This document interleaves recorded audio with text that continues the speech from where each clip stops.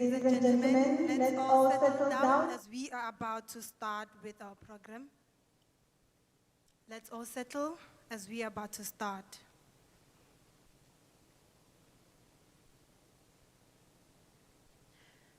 I ringete nitindlela hinkwato ku va hi minimize the movements so that we don't disturb the cameras. Yes. Abshen. Abshen. Wanga kumtsanile. Mikwatile. We know we delayed, mara ikombela mi ikhomela ne. Ikombela mi rivalela. One thing for sure I know room lewa ina generation ya vibrant. So I don't expect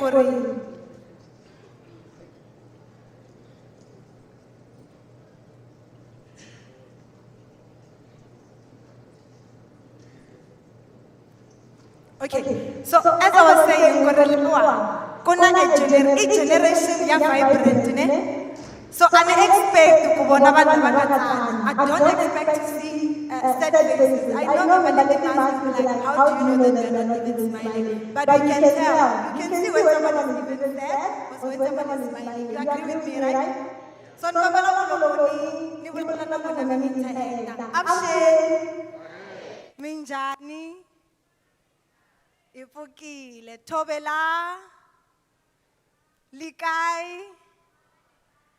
Ndi macheroni. Masita. Ndi macheroni. Kongwani. So no I kale winisa. Makata matateka na mama. Kabala mama.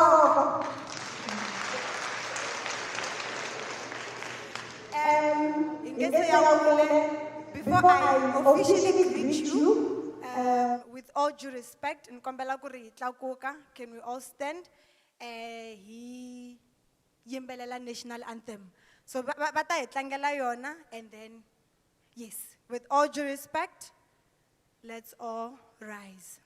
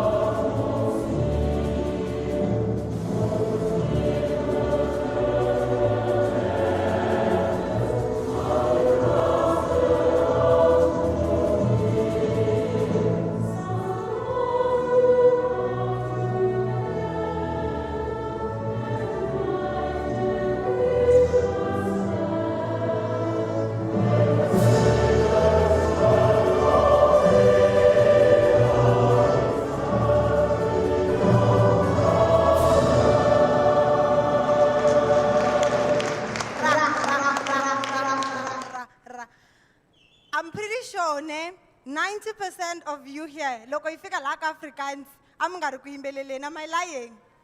We need to correct that. We need to fix that. But anyway, thank you very much. Standing before you, Imasikita Shivambu, well known as Ntombi Mutsonga, I am your multi-award-winning praise poet, the first ever Xitsonga praise poet to usher the President of South Africa. And of course, today I am your host. So, this is my official greetings to you. Ntemba kumtaba mi vibrant nyana loko yeta lani ne? Do you promise? Gela gela gela gela gela gela gela gela gela gela gela gela gela gela gela gela gela.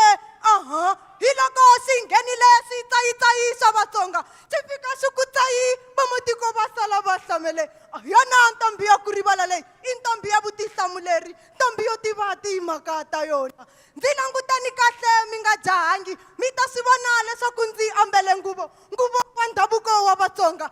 Emavokweni ya mina ndzi tomerile ririmi ra tihosi, ririmi ra Vatsonga. Ndzi tsimba mpandani enhlokweni xibelani xa mina ni madevu wa swi ndzi bamba va losa kunene. Loko ndzi xi hakasela kona va hlangana ni tinhloko onge vo lo hundza mutirixile.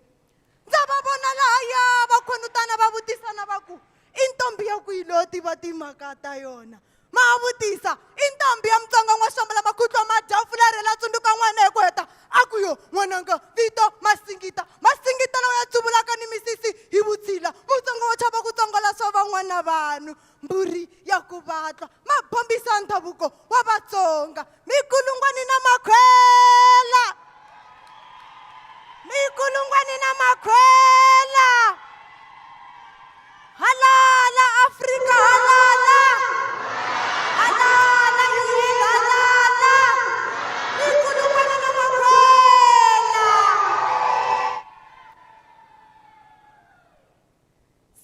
Se swa twakala ku ha sungula ne? Se swa twakala ku ha sungula ne? Can you feel that we have started? Can you feel the vibe? Okay. Let's do this, ne? I'm pretty sure that this one, yita mi pfusha. Vavenda va hashu ndione. Vatsonga mi kona. Valovedu vapedi mi kona. So, here's one thing. Nita imbelela a song, and then you finish it off, right? Then that will show that we are here all together, right? Ay, tegen kagaza. Tikuraka hina lero saseko. Hiyo ao. Nikutikuraka hina lero saseko. You comment kwalan. Semfukin, I see you awake. Vavenda. Fumura niwe. Azongo toma. Fumura niwe. Azongo toma. Ay, kava farongoraro. Yakashilovedu ne? Mikona? Babona mikava variyo utwa udifa. Animiti, I can't hear you. Babona mikava variyo utwa udifa. Babona kinona variyo utwa udifa. Ladies and gentlemen, give yourselves a round of applause. Right, that was a warm-up, ne? That's the kind of energy that we must have. That's the kind of energy that we must have. Before we go any further, before I take you through the program, I know that you all have social media. Please make sure that if you catch a moment, Kwalawani, use the hashtag UL Events 2022. Is that right? UL Events 2022. And also tag the varsity page. I think Facebook, it's University of Limpopo. And then Instagram and Twitter, it's UL Varsity. Please make it a point that you use the hashtag UL, capital letters, UL Events 2022. So I'm just going to quickly take you through the program. So we already had the opening poem, right? Right? Please talk to me. I can't be talking alone, right? And then item number 1, we're going to have opening and welcome by Prof. Jessica Sin. And item number 2, there's a slight bit of change. We are going to have item number 4. So item number 2, we're going to swap it with item number 4, and we're going to have item number 2 at item number 4. And then item number 3, we're going to have Mr. Tabang Jasa. Item number 5, we are going to have Mr. Luis Ramuba. Then I'm going to bless you again with a poem. Are you excited about that? And then item number 7, we're going to have a competition. So let me just give you a tip, right? At this competition, we're definitely going to ask you certain questions.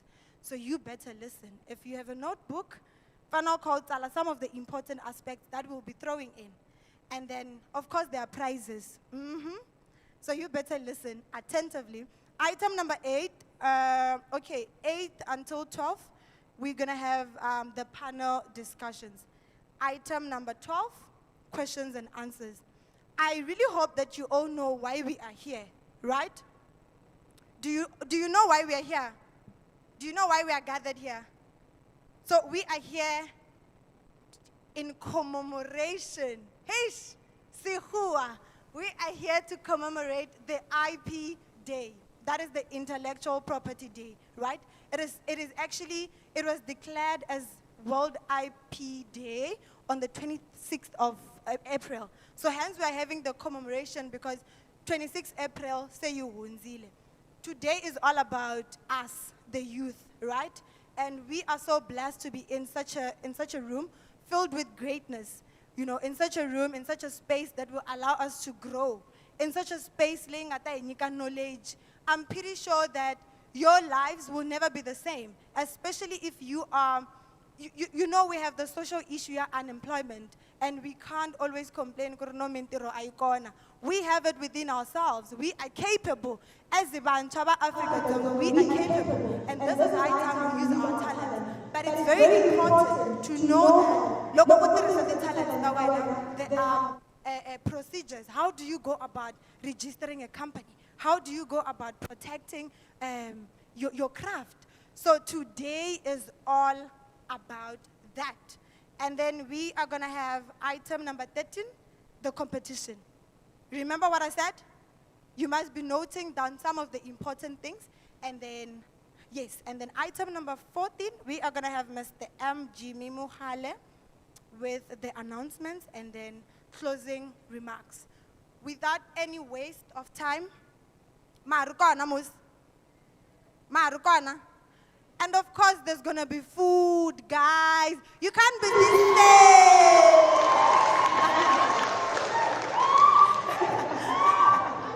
There's going to be food, so I expect it, right? So without any waste of time,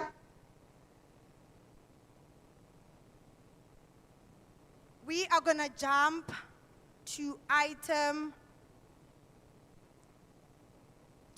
number 1 by Prof. Jessica Stein.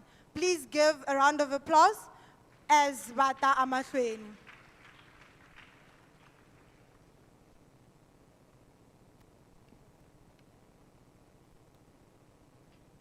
Very good morning to all of you, and I'd just like to say to the program director, thank you. I think you put the students into a good mood there, and you're all very excited. So I'd just like to greet the program director, the manager of the Technology Transfer Office, the Samuel Melo, the Technology Transfer Office staff, our guest speakers for today, Dr. Monica King, and also Mr. Motabi, together with Kwanza and as well as Jasi. I'd also like to greet our management team, the staff and the students of the University of Limpopo. So on behalf of the Vice President and Principal of the University, I'd like to very, very warmly welcome you on behalf of the University to UL's celebration of World Intellectual Property Day. As you've just heard, the celebration of the 26th of April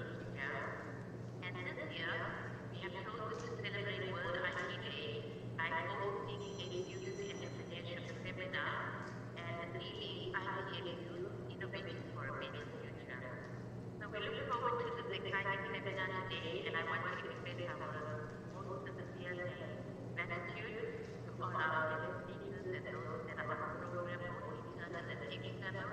Thank you for making the time to join us today. In particular, I want to welcome Mr. Khoza, who's a Senior Education Specialist at Companies Intellectual Property Commission, the CIPC. I'd also like to say a warm word of welcome to one of our long-term partners, NIPMO. Representing NIPMO is Mr. Taban Jase, Director, Advisory and Support, Department of Science and Innovation, DSI National Intellectual Property Management Office. I just want to pause there and acknowledge NIPMO and the work that they have done with universities across the country, and particularly at the University of Limpopo. We've had a long-standing relationship with NIPMO. The establishment of the Tech Transfer Office, for example, is one of the projects initiated by NIPMO. Together with NIPMO, we've also, as a university, we have put in place an intellectual property policy to govern our university activities in terms of IP, and they've been assisting us for many, many years. So I'd just like to say a warm word of welcome to Mr. Jase, who I've known for over 10 years now. Thank you so much for joining us today. We also have on our program Mr. Victor Komoiswana, who is our Executive Director for Marketing Education, and together with his team, they have put together the event for today, and we just want to acknowledge them and him. I also want to acknowledge Mr. Louis Ramoba, who is the lab assistant in the Department of Biochemistry, Microbiology, and Biotechnology, together with one of the university's leaders in the research niche area of alternate and complementary medicine, Professor Winston Mumalo, Senior Lecturer and a Research Scientist, together with Dr. Yumakaleng, who is a researcher in phytochemistry. And I have indicated our guests in the welcome, but I would also like to say a warm word of welcome to our two guest speakers, Mr. Emmanuel Montabi, who is the founding CEO and inventor for All Weather Road Engineering Pty Limited, together with Dr. Odessa King, who is the Director of Vaponic IP Management Consulting. Thank you for joining us, and I also want to acknowledge the tech transfer officials, Mr. Bello, Mr. Mohale, and together with the rest of the team that have put together today's event.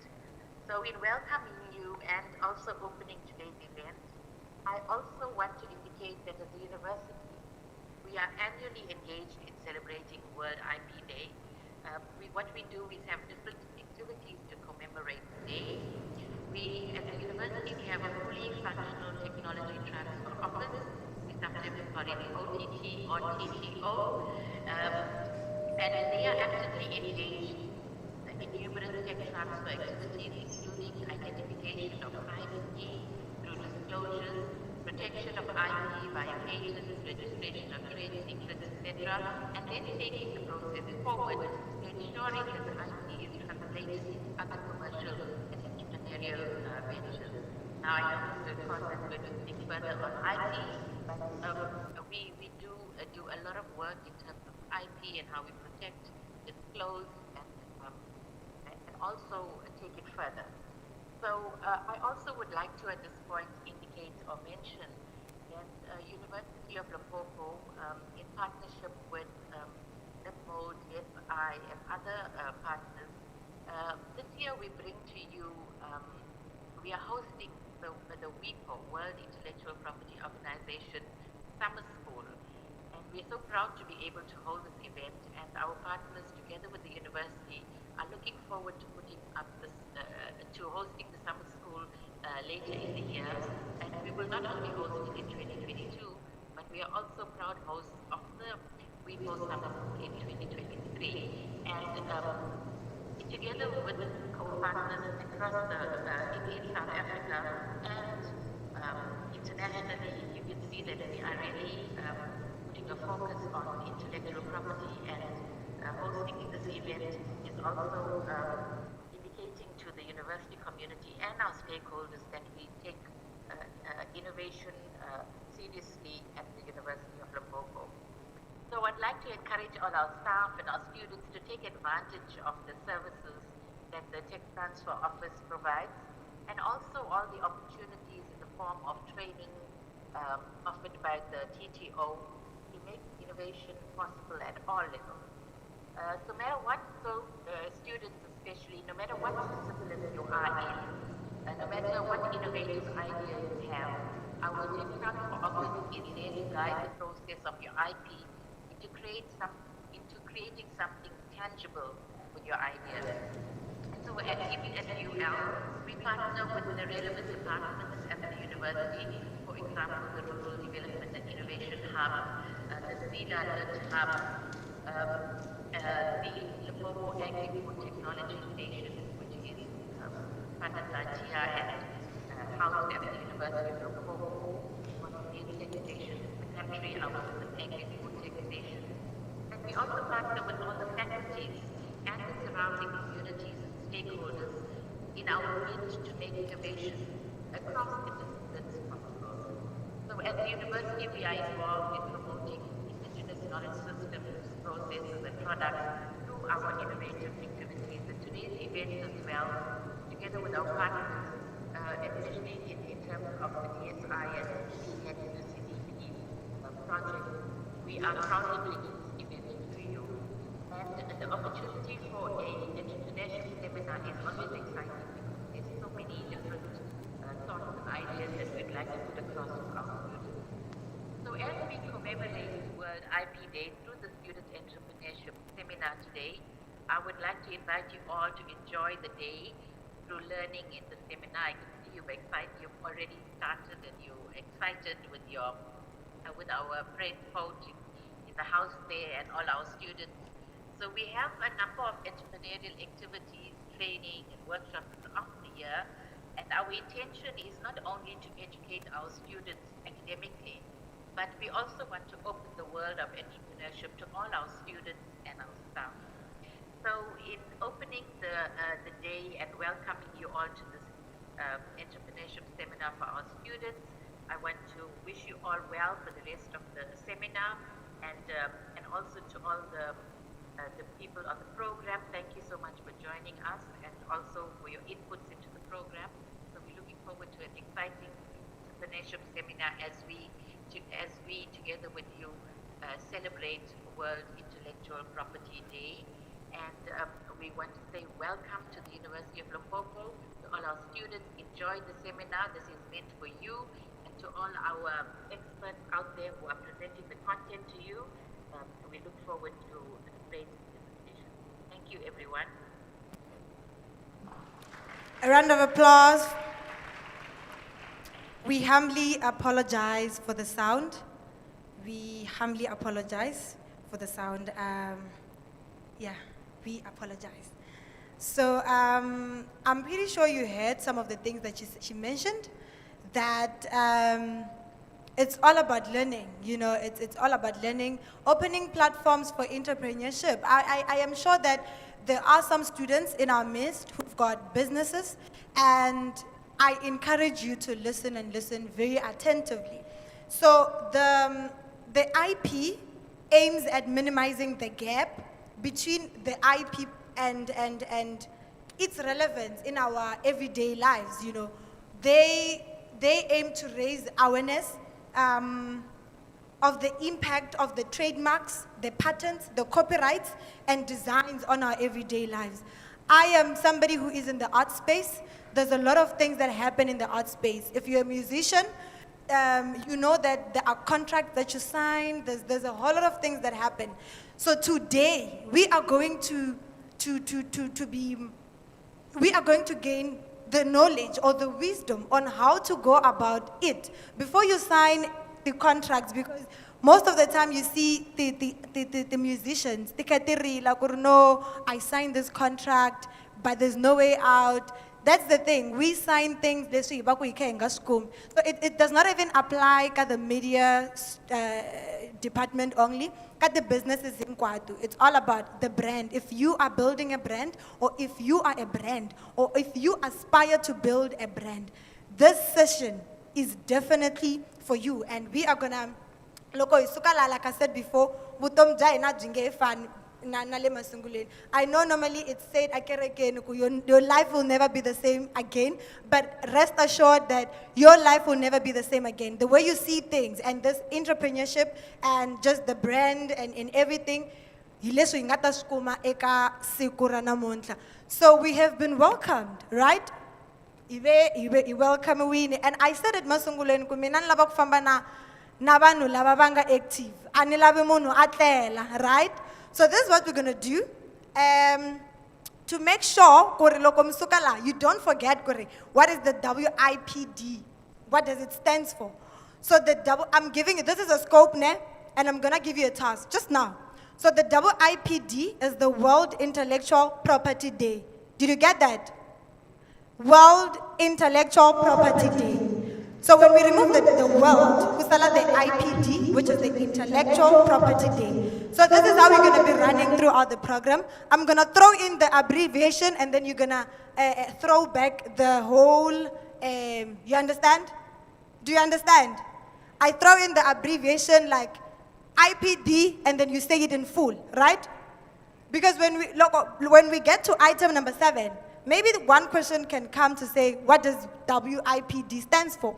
And you would have, you understand? I'm just giving you a scope because I don't want you to actually feel this. So WIPD, World Intellectual Property Day. And please everyone, let us participate. This is our session, this is our event, right? WIPD, Maniroba, guys. There's a lot of you here. I can't hear you, Maniroba. World Intellectual Property Day. WIPD.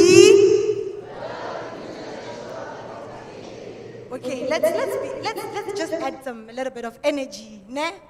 I just said we are a generation that is like vibrant. So please don't disappoint me. Please don't disappoint me. WIPD. IPD. Why are you quiet? That row, why are you quiet? Okay, you know what we can do? Let's just take it row by row, right? I think that will be fair. First row, are you there? All right. Are you ready? WIPD. I just said development. Did someone say development? Okay, here's the scope for the very last time. World Intellectual Property Day. There's no development, please. WIPD. World Intellectual Property Day. IPD. Intellectual Property Day. IP. Intellectual. Give yourselves a round of applause. Second row. Please show them how it's done. WIPD.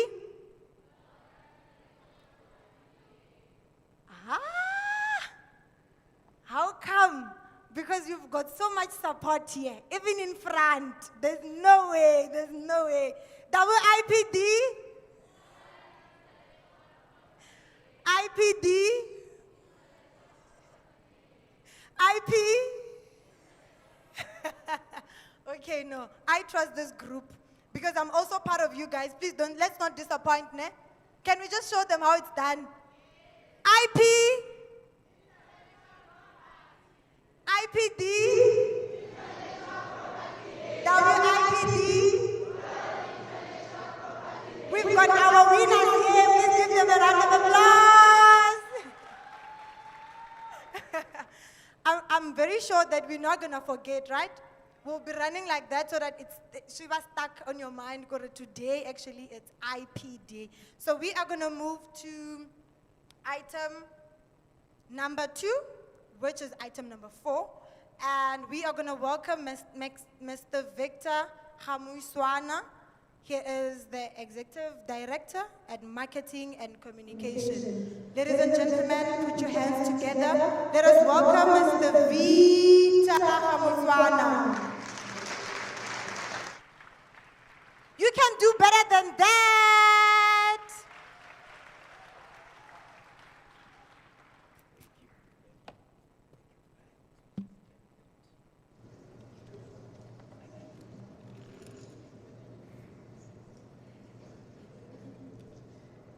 right, good morning everybody.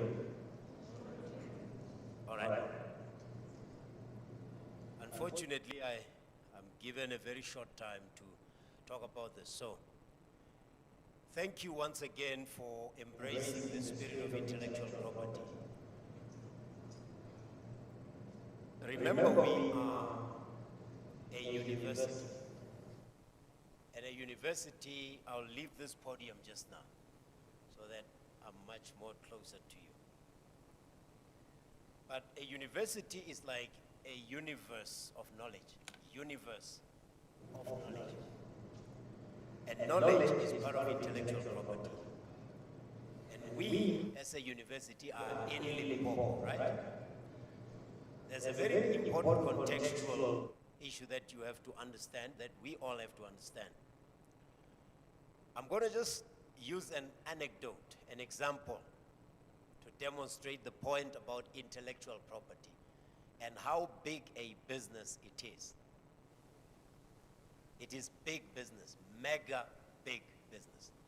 But to make sure that I don't go on and on with speeches, I'm just going to use examples that you can relate to. Examples of people who took a simple idea, turned it into intellectual property, something that even with your own property you cannot override. But let me just give you a very big context, a quick context about the University of Limpopo. The University of Limpopo, as you know, is 63 years old this year. Am I right? Am I right? When was it founded? When did it start? 1959. 1959. So, a 62-year-old, 63-year-old man or 63-year-old woman is very wise. The University of Limpopo is in one province that's unique in this country. Limpopo is, I think, the only province, maybe except Gauteng, that shares a border with 3 other provinces. So when you're in Limpopo, you have Mpumalanga, a bit of Mpumalanga in us, you have a bit of the northwest in us, and you have a bit of Gauteng in us. Am I right? But unlike any other province in South Africa, not even Gauteng, we not only share a border with 3 other provinces, we also share a border with 3 other African countries. What does that tell you? You have a bit of Zimbabwe in South Africa, you have a bit of Botswana in South Africa, you have a bit of Mozambique in South Africa. That's not just fancy talk. It means the cultures of those countries, the knowledge about herbs of those countries, the knowledge about the music, the knowledge about symbols, the knowledge of history, the icons of those countries, and of these other provinces. In Limpopo, we have Sekhukhune, we have lots of kings around the Giyani area, we've got lots of kings around the Waterberg, and so we have icons. We have Queen Mujaji in this province. All those icons, their stories have not been told in film. There's no film about Sekhukhune, there's no film about Queen Mujaji, there's no film about Soshangana, there's no film about... Now, if you go beyond Limpopo and you go into Botswana and you go into Zimbabwe and you go into Mozambique, you have a gold mine of intellectual property that you as students can take advantage of, right? But let me show you how quickly intellectual property businesses or knowledge industry businesses can grow. I'm going to close this by just challenging you. Most of you students are under 20 years of age. If you're very old, or you're in the older bracket, you're maybe 22, 23, you're doing postgraduate, etc. Or maybe you didn't do very well in your first year, right? So you are effectively, in my world, kids. Ne? Any man under the age of 50 is a kid. I'm joking. We are all 21 plus VAT. So I'm gonna read you 2 articles and I'll stop talking. And you have access to the internet so you can do what I am saying now. I just went online and Googled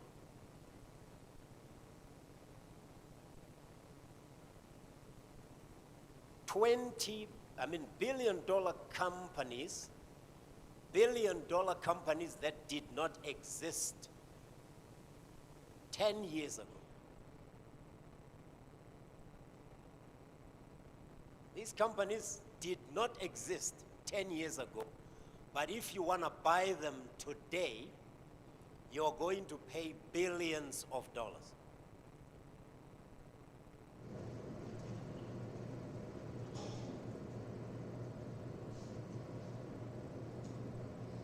Number one, Lyft. Lyft is like Uber, valued at 24 billion US dollars.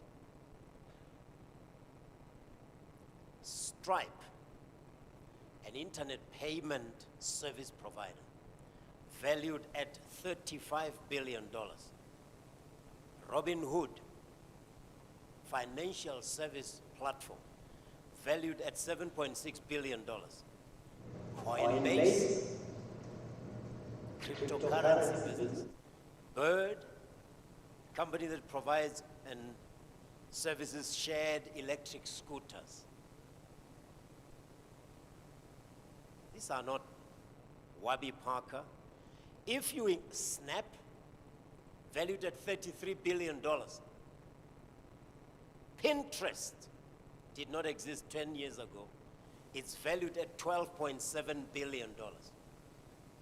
Slack did not exist 10 years ago. It's valued at $23 billion. It's a team collaboration platform. Come on. Uber did not exist 10 years ago. It's now valued at $82.4 billion. Alphabet did not exist 10 years ago. It's valued at $881 billion. I can carry on and on and on. And if I said 20 years ago, you find that Facebook did not exist 20 years ago.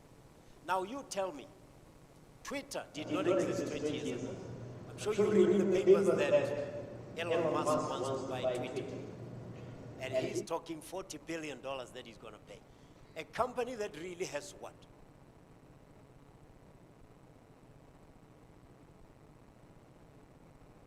What does Facebook know that you don't know? By the way, Facebook was started by a student who was socially awkward on campus. Socially awkward meaning when you were fighting for social visits, that was the guy who didn't fight for social visits. Mark Zuckerberg had no social visit to undertake, so he created a network service that would hook him up.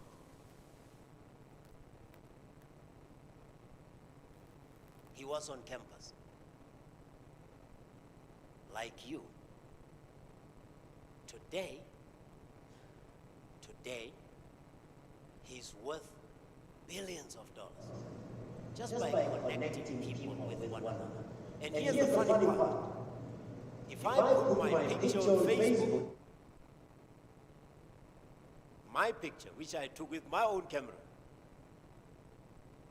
and I want to use it, I have to acknowledge Facebook as the source. If I put my own video on YouTube, which is owned by Facebook,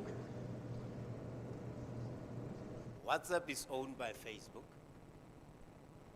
If I put my own picture on YouTube, my own video on YouTube, and I want to use it one day for something, I have to acknowledge YouTube. Yes, it's my property, but I have to acknowledge that YouTube kept it for me. What does that do? You are advertising YouTube for free. Now, come on. It means you build a server, Mr. Levin.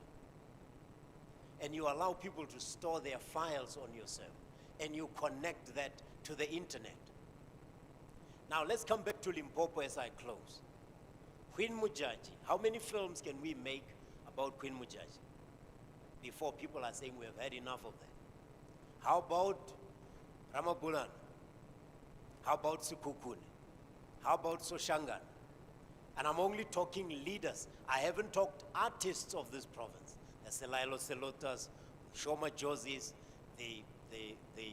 who's the gentleman from Guyana, the Thomas Chow. I'm not talking about Robert Ndubeni. I'm not talking about Makazi. There are no films made about these people. If Makazi had been an American, there would have been many films made about her already. If King Monada had been American, the boy who was able to get the whole world to dance to one song, and people didn't even understand what they were singing or dancing. Or was the boy from Zanzibar? KG, Master KG. These are the Limpopo people. Where are the films made about them? So, whether you have a father or an uncle or an aunt who's a traditional healer, whether you have a cousin or an uncle who's married to a traditional leader, whether you just are an ordinary person like me who comes from this province, you are sitting on a gold mine that could be converted into billion-dollar businesses, as long as you understand how to create and protect and market intellectual property.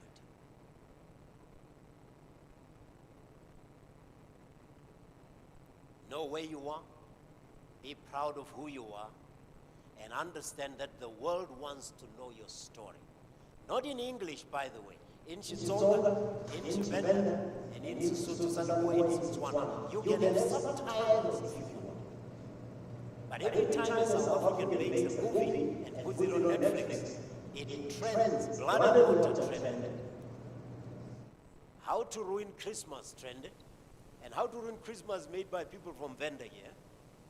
So it's not like there is no room. It's not like there are no examples of what you can do with Limpopo and its heritage and its culture. But you're also students who are studying a lot of things.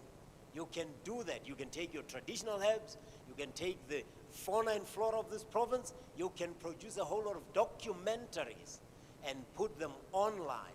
And before you know it, you would have created a multi-billion-dollar company. Just like I showed you that 10 years ago, Uber did not exist. Uber does not own a single car. It asks you to take your car and bring it to them, but when they help you to get a passenger, you pay them 25% or something like that of the money you make. So they have millions and millions of cars all over the world, but they don't own a single one of them. They don't replace a single tire. They don't fill up any of those. But because they created a network that connects those cars, they are able to ask you, when you give somebody a lift, please give us 20% or 25% of that fare because we helped you to connect with them. What more can you do in such a rich province? What more can you do at such an iconic investment? It's up to you. The question is, young people of Limpopo, what are you going to do? Or to make it sound more like you, what you will do? Thank you.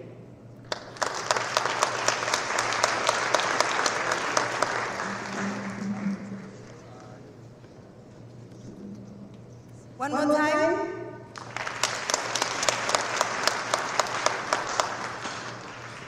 Yeah, it's getting serious, ne? It's getting serious, ne?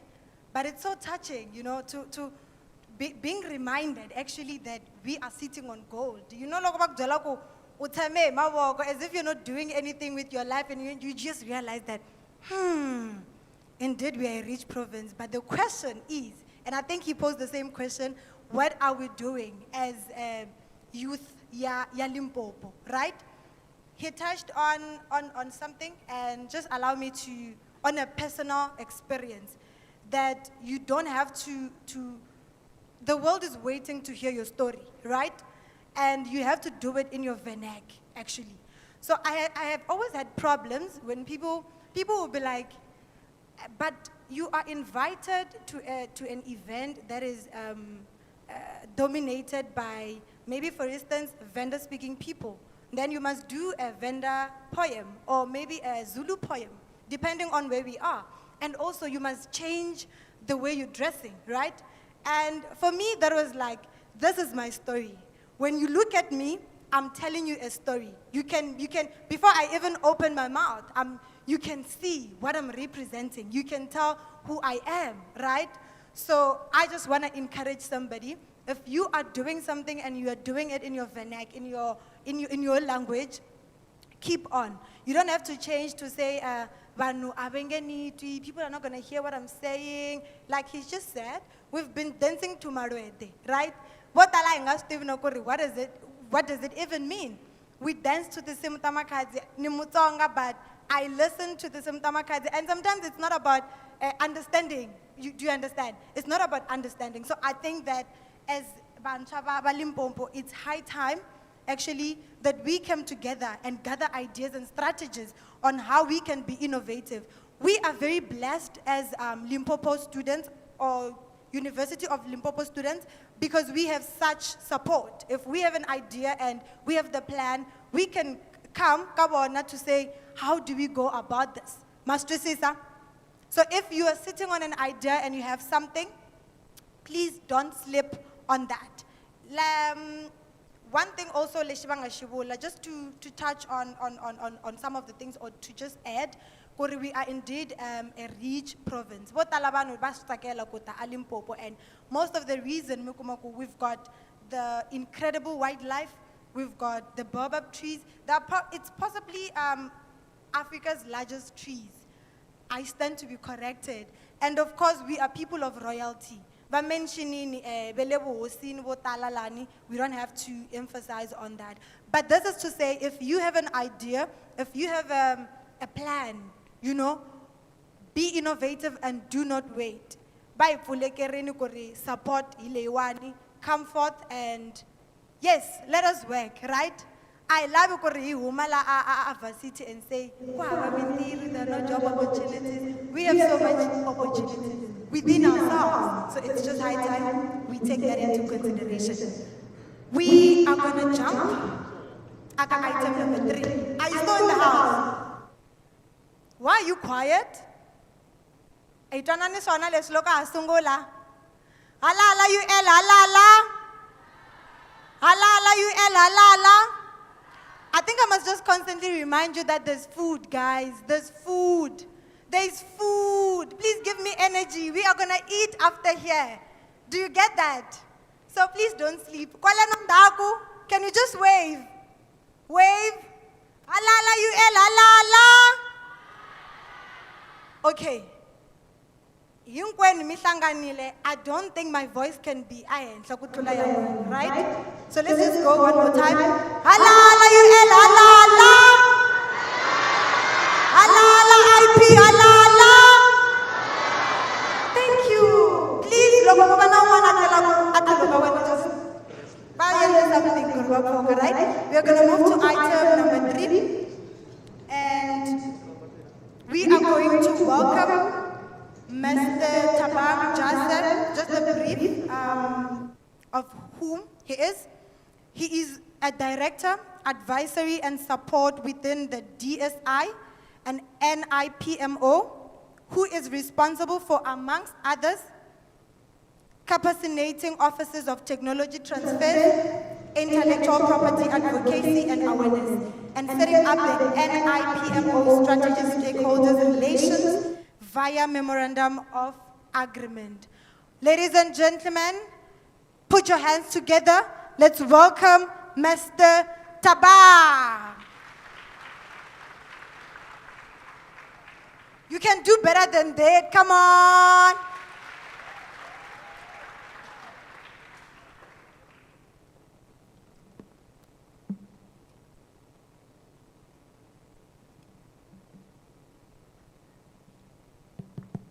Dumelang, lekai, di Macheloni. Thank you very much. Program Director, you're doing a great job. Thank you so much. Let me firstly acknowledge Prof. Singh. Thank you very much for a good introduction. And all the dignitaries that are here, I will just say all protocol observed. And thanks very much for inviting us, the Department of Science and Innovation, for being part of this occasion today. I've been given only 5 minutes, so I'll try my best to talk as fast as possible. But I appreciate the fact that this hall is big. Where we have been celebrating World Intellectual Property Day, we have never had such an audience. So I'm very much happy that we've got so many people, coming to listen to us. So I come from the Department of Science and Innovation, and within the department, there is a unit called National Intellectual Property Management Office. We have been created through legislation called the Intellectual Property Rights from Publicly Financed Research and Development. In short, it's called the IPR Act. So what do? We ensure that intellectual property that emanates from all publicly financed research and development institutions, we ensure that it's identified, it's protected, it's commercialized and utilized for the benefit of the Republic. So in short, what am I saying?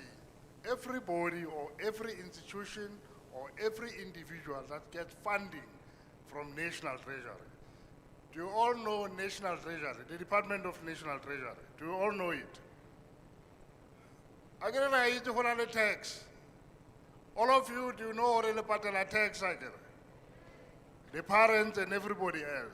That money, some of the money that we pay tax for, it goes into what we call research and development.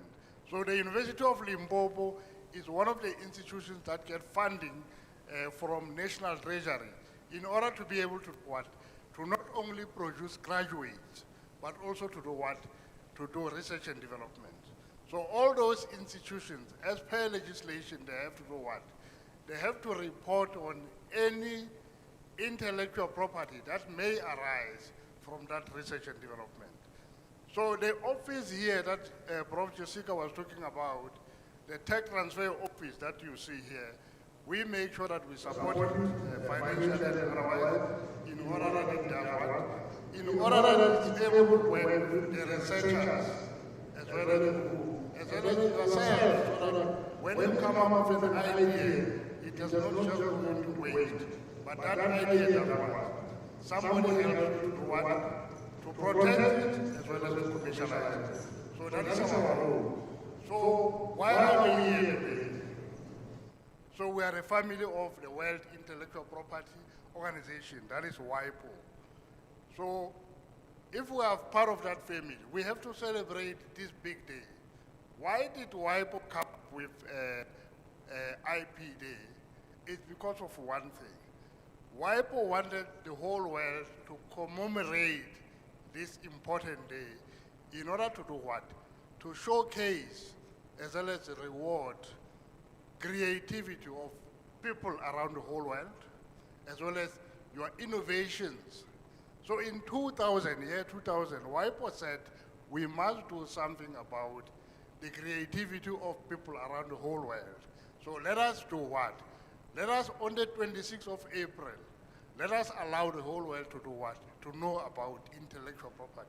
Not only know about it, but commemorate it in order that we encourage each and everybody in the whole world to be what? To be innovative. So good people, Prof has just left here and he talked a lot of things that relate to you, the creativity. So now, they say if you have an idea in your mind, which is what we call intellectual property, if you have got an idea in your mind and you don't do anything about that idea, is that going to help you? When an idea in your mind, it's a dream, but how did it say, look, now is it going to help you? Okay. Look at the shadow wearing. How many people here brush their teeth in the morning when they get here? Everybody, eh? How many people are wearing vests inside their jackets? Okay, let me ask another question. How many of you know a car called BMW? How many of you? Just raise your hand. Okay, only 5 people. Okay. How many people eat Kentucky Fried Chicken or KFC? Okay. How many people are on Facebook then here? Everybody's on Facebook. How many people took a bath this morning? I didn't take it. Yeah, I did not take a bath. Why? Because there is what we call waterless bath or dry bath. There's a guy who said, I'm tired of going into the shower each and every day. I am wasting time. The best thing I must do is what? Create something that I will use to bath without going into water. That's an idea, that's intellectual property. Okay, you've heard about the story, please call me. If you don't have airtime on your phone, you send a please call me. Somebody came up with that idea. Again. So that's a creation of mind. So each and every thing that you can think of, you're talking intellectual property. So it's not only for executives at the universities or elsewhere in industry. Intellectual property is part and parcel of our everyday life.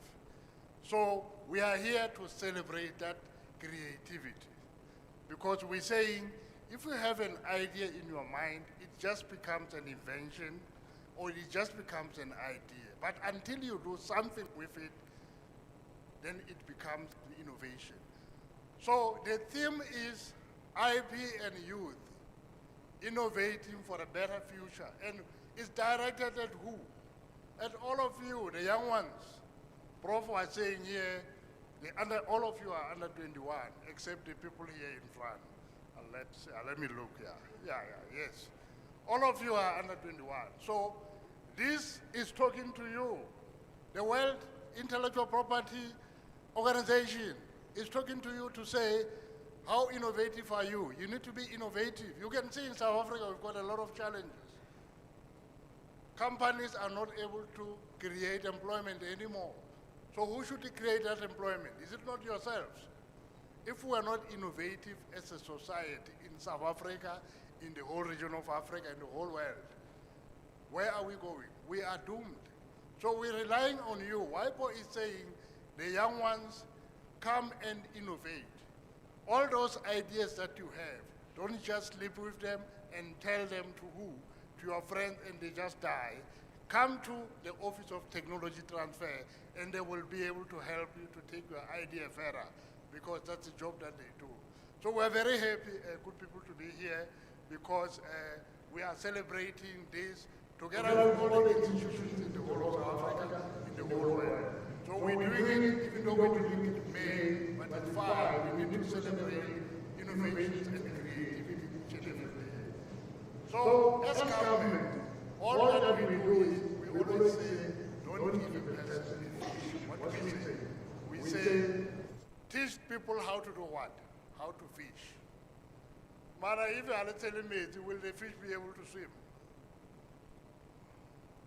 If I are telling me to fish swim, will it be able to swim? It won't, it will die. So we do what? We are that water that makes everything to be possible. So we try as much as possible to enable innovations and everything else to function. That's our always. But at the end of the day, it's up to you, as our youth, to say, we're going to be innovative and we're going to make sure that we take our ideas to the technical office so that they will help us to take them further. In 2011, I was here, Prof. Singh was one of the people that we met. We did what we call intellectual property awareness, and we only had about, I think, 5 people. And I'm very happy to say, yes, Limpopo has developed, University of Limpopo has developed, but we need more and more of you to do what? To be able to come to sessions like this. Not only come here, but make sure that we do what? You become creative, and then you take your ideas to the tech transfer office. So we'll be here, Mr. Lebelo, to make sure that we give you all the support that you need in order to be able to do what? To realize the dream of University of Limpopo doing what? Becoming one of those institutions that is known all over the world for creativity. So we have various programs that we run with the World Intellectual Property Organization, the CIPC, and many others that are going to be talked about in this session today. So one of those is WIPO Summer School on Intellectual Property and Transfer of Technology. So it's going to be happening here in November, December, and the registrations are still open until the end of May. So you need to register for that because we'll be here for 10 days, and there will be speakers from all over the world. And some of the people in front here will be speaking to you for the full 2 weeks. So we'd love to say, it's up to you, the people of Limpopo. Thank you very much for inviting us today as the department. We are really honored. And thank you so much, Program Director.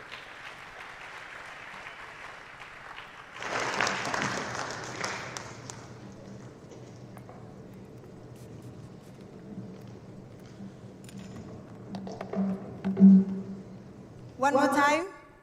A round of applause. There's one thing that caught my attention. Mr. Tabang, did you say you didn't take a bath today? You didn't? A dry bath. Who else didn't take a bath today? Who else? Oh, did you also use the machine? The dry what? I think you need to plug us because while we are approaching June now, it will save us from the cold, you know. A round of applause one more time for Mr. Tabang. He asked a very important question. It was a statement and a question that if you have an idea and you're not doing anything on it, how is it going to help you? I don't want any answer, but ask yourself that question. I have this idea, I have this talent, but I'm not doing anything. I'm not acting upon it. How will that help me? Right? It's getting katika ne? But are you still here? It's nice to be here.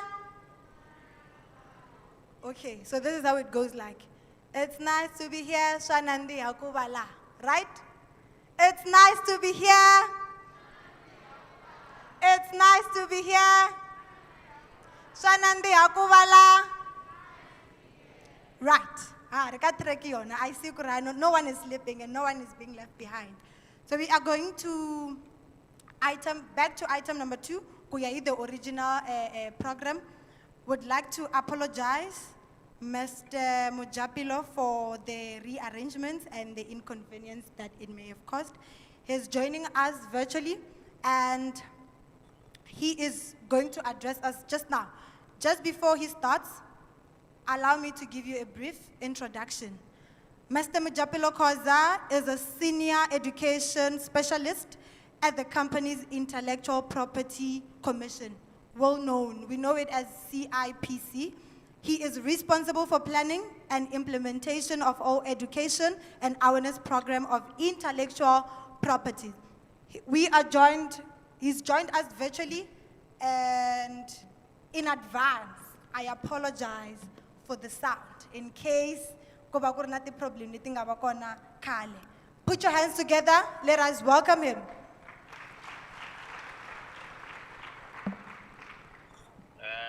Thank you, Program Director. Can you see my presentation on the screen? Hello? Yes, we can. All right, thank you, Program Director. Thank you for apologizing for giving me on the program, even though I'm not apology accepted. Thank you, Professor Singh, for the beautiful introduction. And a warm welcome. Thank you, Mr. Tamale Milo, Manager for Technology Transfer, for organizing this event. And let me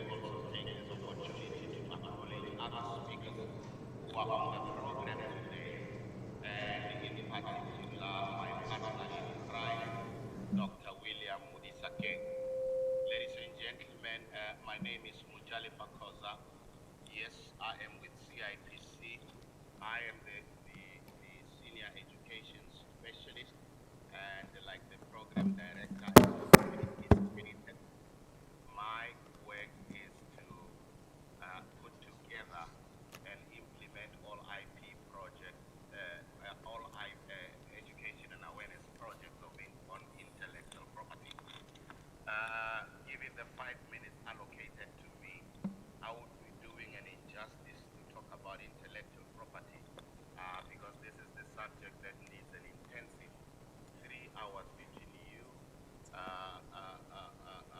and myself, and hopefully Mr. Tabolibilo would organize such a session for us to engage pretty soon. But for now, let me stick to the script. And the script that I was given was that in the 5 minutes allocated to me, I should talk to you about what CIPC do, the products and services that we can offer you as a student, as an entrepreneur, as an innovator. Now, these are the points that I'm going to talk about today, and hopefully within the 5 minutes allocated to me, I would be able to squeeze these 5 items on the screen. One, I'm going to talk to you about who CIPC is, so that as a student, as a prospective entrepreneur, as an innovator, you can be able to see what is it that we can do for you. Secondly, I'm going to talk to you about what we do as CIPC and the types of companies and the types of intellectual property that we register at CIPC. And I'm going to close it off with the legislative framework that we administer as an establishment of government. Right, this is who we are. We are actually an agency of the Department of Trade and Industry and Competition. That means we report directly to the Minister of Trade and Industry and Competition. We came into establishment in May 2011, and the reason why we came into existence is because the Companies Act 71 of 2008 was amended. And for us to actually achieve our mandate, we actually rest on 3 pillars. Call them programs if you like, but we call them key programs. One, we want to make sure that all South Africans across the country do get access to our services, do get access to our products. That is the aim. And number 2, we also do not want to be seen as a registration office of companies and intellectual property only, but we also want to make a contribution towards encouraging innovation and creativity in the country. And finally, we want to improve our reputation as a business regulator of note. That is why we've got a compliance division that seeks to make sure that our reputation as a business regulator is always intact. Now, this is what we do as an establishment of government. One, we register companies of all types. We register cooperatives, and we register IP rights. And the IP rights is the subject of discussion today, as the 2 speakers have already indicated. Number 2, we disclose the information that you can want as a business person on our register. Number 3, our mandate is to make Mr. sure... Mjalefa? Hello? Yes, can you please, your presentation is not visible. Can you please upload it so that we can see? Okay, I thought you got my presentation because that's what I asked in the beginning. Okay. But let me try to share it again. Okay, thanks. Please tell me if you can be able to see it.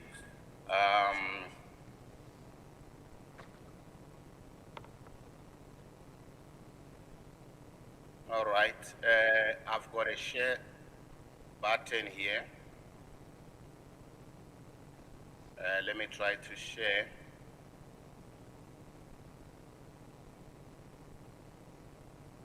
Can you see it?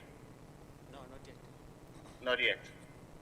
I've got a share button. I'm not familiar with this platform, but let me try again. Please help me. How do I go about? I've got a share button here, and it gives me share your entire screen with window or a tab.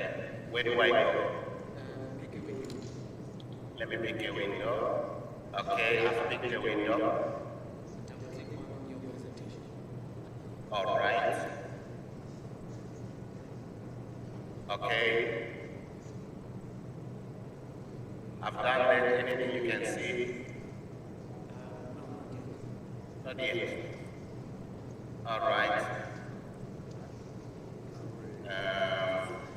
Let me try again. Okay.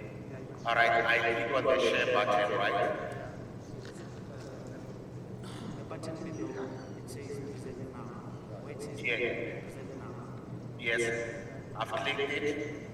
Let's try presenting using your entire screen. The first Okay. Let me try the entire screen. What do you see? There you select your presentation. Here on the screen. Okay.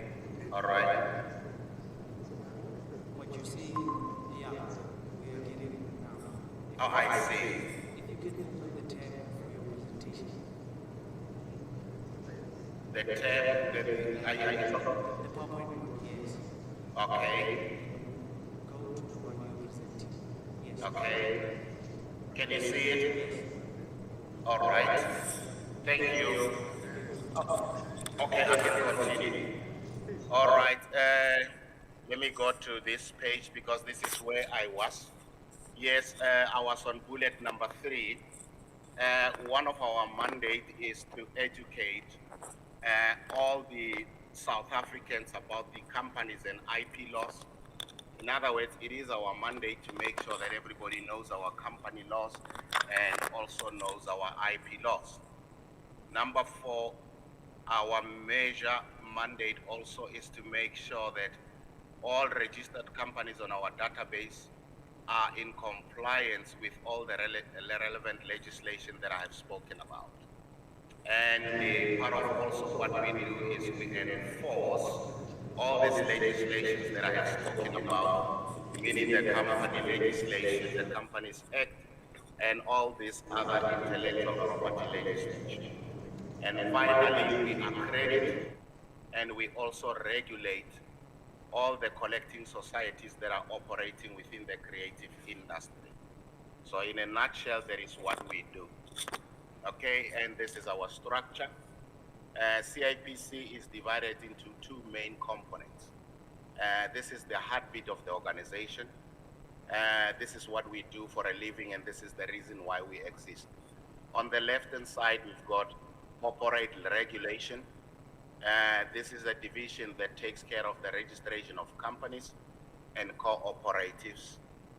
And as far as CCs are concerned, you will note that we do not register CCs anymore, but we continue to maintain all those CCs that are registered on our database.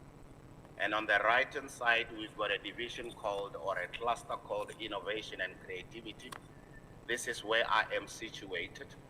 And this is a division where you get your patents registered, your designs, your trademarks, as well as your copyright. So this is the core of the structure that constitute an organization known to you as CIPC. Now, these are the type of companies that we register. One, we register non-profit companies. These are the types of companies that you register when you are in the business of not making money. However, if you want to make money, the types of companies that you will consider registering is a private company. We also register what we call personal liability companies. We register public companies. This is a company where you can buy shares. We register state-owned companies like your ESCOM, like your Telcom, like your Transnet, and we also register what we call cooperatives. And then on the IP side, these are the types of intellectual property that we register. One, we register patents, and patents is about nothing else but inventions and innovation. Mr. Tabang has spoken about the Please Call Me. It is quite an innovation that has taken South Africa by storm. And on the right-hand side, we also register what we call copyright. But the only type of copyright that we register for a moment at CIPC is films. even though in my slide I have used the example of books, and we register trademarks. And by trademarks, I mean the name of your company, the name of your product, the slogan and the logo of your company or even your product. That's what we register. We also register designs, and designs is nothing else about the shape, the pattern, the images and the ornamentation. If you can see the type of examples that I have used. Now, in a nutshell, those are the types of intellectual property that we register at CIPC. Now, if you are an innovator, if you are a student, and you think you've got what qualifies as one of these intellectual property areas, you are more than welcomed to contact CIPC to make sure that you register and protect what is rightfully yours. And finally, these are the legislation that we administer as an institution of government. One, we register the Companies Act of 2008. We also register the Copyright Act. And this is the legislation that takes care of your literary and artistic and creative works like books, like movies, like documentaries and paintings. And we also administer what we call the Performance Protection Act. This is the legislation that protects your performance, whether it's a performance in a movie, whether it's a performance in a television show, whether it's a performance in a musical production, for example. That kind of performance is protected by the Performance Protection Act. And then we've got the Patents Act. This is the legislation that takes care of your innovation. This is the legislation that takes care of your invention. Then we've got the Designs Act. This is the legislation that protects all kinds of designs, whether they are clothes, whether they are motor vehicles, whether they are furnitures, because designs are regarded as a product of intellectual property effort. As a result, they are worthy of protection. And there is a dedicated legislation called the Design Act to protect such designs. And then finally, we've got the Trademarks Act. I have indicated that this is the legislation that protects your brand name. This is the legislation that protects your company name, your logo, and even your slogan. You are a young student, you are a young entrepreneur, you have a company registered with us. Your company is relatively small and unknown, but my advice to you is, small as it is and unknown as it is advisable for you to come to CIPC and then register the name of your company as a trademark and protect it. And who knows, a few years down the line, the name of your company might grow to become one of the recognizable brands in the country and beyond its borders, and you might be able to leverage on the growth of the name of your company.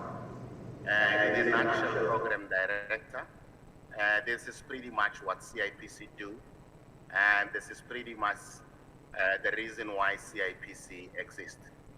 So on that note, allow me to stop it here and call it a wrap. Thank you very much.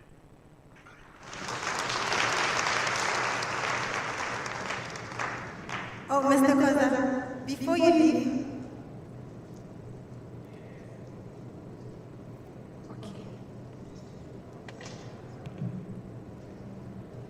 Okay. I'm asking this question on behalf of everyone because I think most of us, we are aware of the CIPC. However, we do not know how to go about it. Can I register, or do I need to go somewhere so that they register for me? How much is it? I think this is like some information that is very important for everyone to know. Thank you. All right, if I understand you well, Program Director, your question is, can I do a registration on my own as an individual, or do I need somebody else to do a registration on my behalf? Yes. My answer is pretty simple. If you are registering a company, you do not need an agent, because our registration process is pretty simple. It's online. You can do it on your own within 5 to 10 minutes. All you do is you go to the CIPC website, you go to company registration or online transacting, you choose the type of company that you want to register, and you do it on your own. You don't need an agent.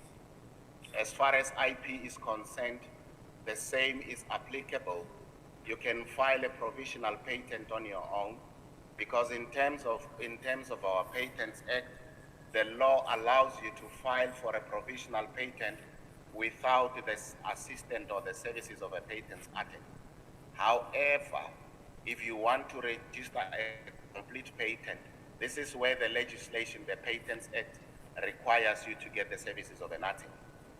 And as far as the other 3 types of intellectual property is concerned, there is a design, there is films, it's copyright, and trademarks.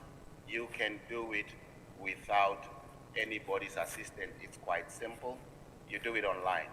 And if you get stuck, we've got a team of professionals that you can call in-house, and they can help you navigate the system and put up a registration on your own. Okay. Thank you very much. Allow me to still 1 more minute. I'm just curious, and I think we'll need clarity on this one. So when I register my company name, does it mean automatically I have registered the trademark, or it's 2 different processes? These are 2 different processes. Registering your company and choosing a name, and registering your company name as a trademark are 2 different processes. Now, I have said in my presentation, when you have registered a company with CIPC, it is also advisable to take it a step further and apply to register the name of your company as a trademark. And the reason why you do that, you are making sure that when your company name grows, it is registered as a trademark, and nobody can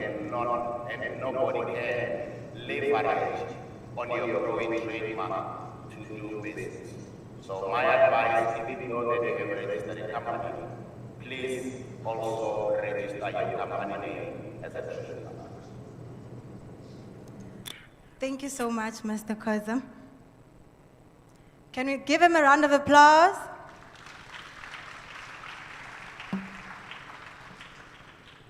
This information right here is very important. No, it's just a small business idea that I have. I'm just running a small business. He said something. He said, no matter how small your business is, please make it a point that you register with the CIPC. You never know. You never know. And we all start somewhere. So if you are having a small business, please don't belittle it. It can be small based on how you start, but the vision must be big. Every day you must think of strategies on how to take it from point A to point B, right? Right? So it's getting interesting, because I know that a lot of young people, Mr. Koza, we've got companies, but we don't actually know what we are doing, and we don't really understand these processes. So it is such an honor to be getting this information. There is a quote that says, an investment in knowledge pays the best interest. The knowledge shared with us here, I am sure it can encourage someone to say, no matter how I think my makeup business is small, I have to register. And by the way, there's what we call, I think, securing the name. What do they call it? Yeah, name reservation, if I'm getting it right. So one thing I know is that when you have an idea, you see, God is not selfish. When you have an idea, He's not going to send it to you or me. Most of us here are going to have that idea. But the question is, who is going to implement it first? So you find that by the time you want to register your company, the name is already taken. So do not wait. Like they say, time waits for no man. Thank you so much, Mr. Koza. Can you please give him a round of applause one more time? Right, it's getting interesting, right? Marvana. Or should I remind you, Guru, there's food? It mustn't be like that. You must not be active because of food, but also because of the knowledge that we're getting. Are you excited? Bakona banganati company. Can I see company owners? All of you registered companies. There's quite a lot of you. Have you jotted down some points? Have you gotten something? Did you take tips, notes? Thank you. So we are going to jump straight to the last item before the competition and the poem. That will be our break. So we are going to call upon Mr. Louis Ramoba, a laboratory assistant in the Department of Biochemistry, Microbiology, and Biotechnology. He's going to take us through the entrepreneurship opportunities in the science field. You can do better than that. We're learning science now, right?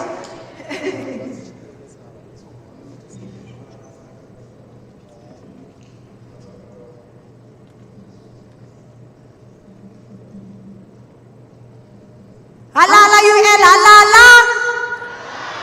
Halala you el halala. IPD. Woo, don't tell me you forgot. Have you forgotten? That fast. IPD. That's what I'm talking about. IPD. WIPD. IP, NYM,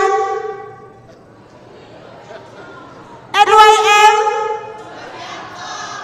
Okay, at least now you are back.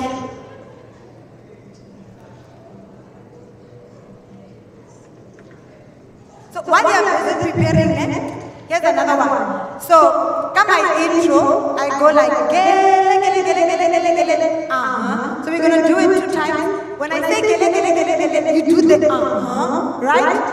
And please remember, I need that energy.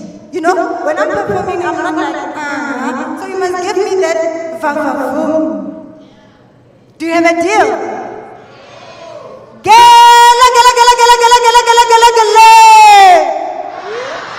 Gele, gele, gele, gele, gele, gele, gele, gele. Thank you so much. Okay, thank you, Program Director. Normally, in this kind of events, I'm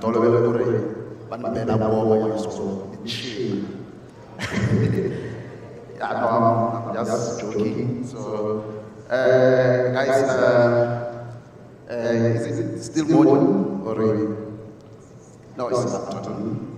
So, afternoon, ladies and gentlemen. My name is Louis Ramoba.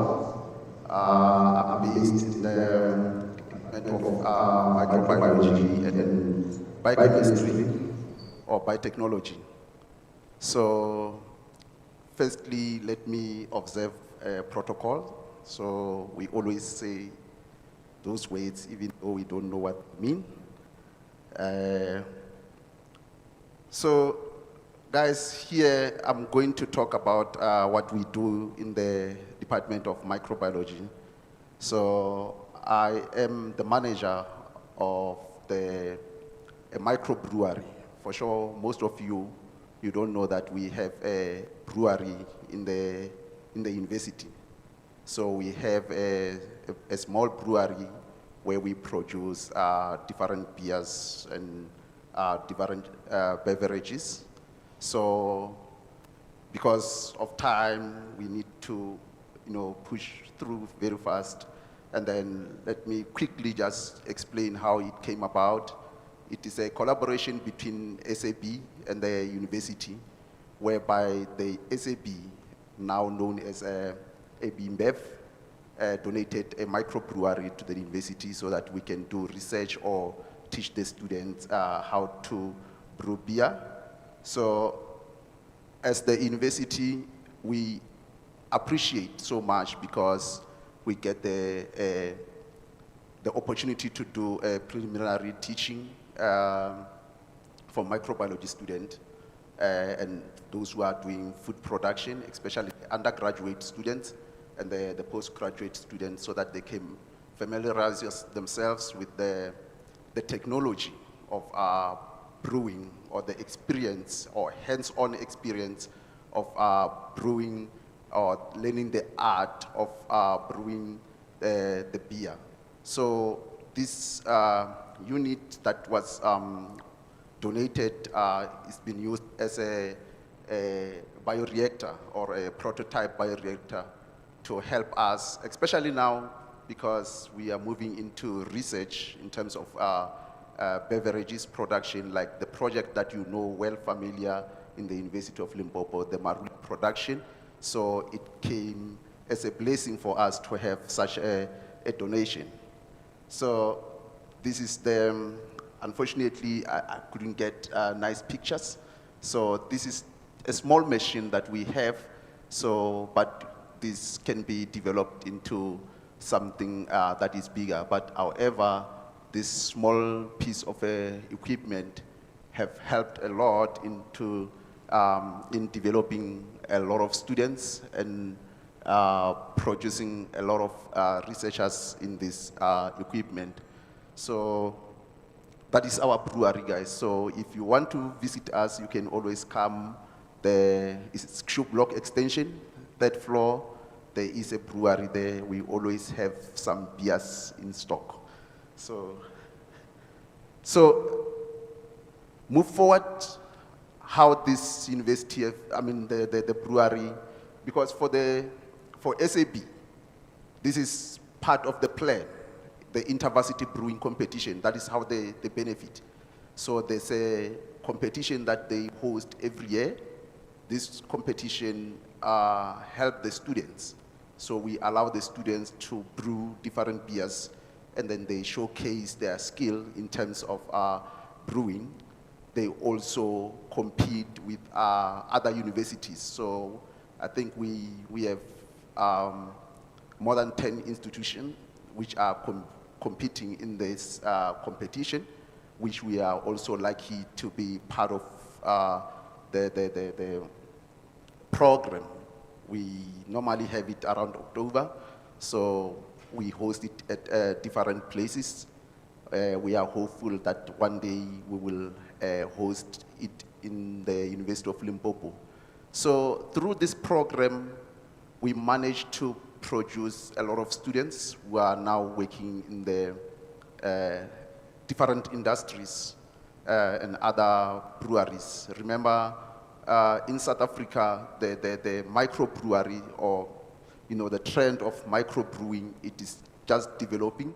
If you go to Gauteng, you get at least more than 5 microbreweries. You go to Cape Town, I think we are having around 10, but around Limpopo, we are still having one, the one in Smahobasloof, they call it Zwakala.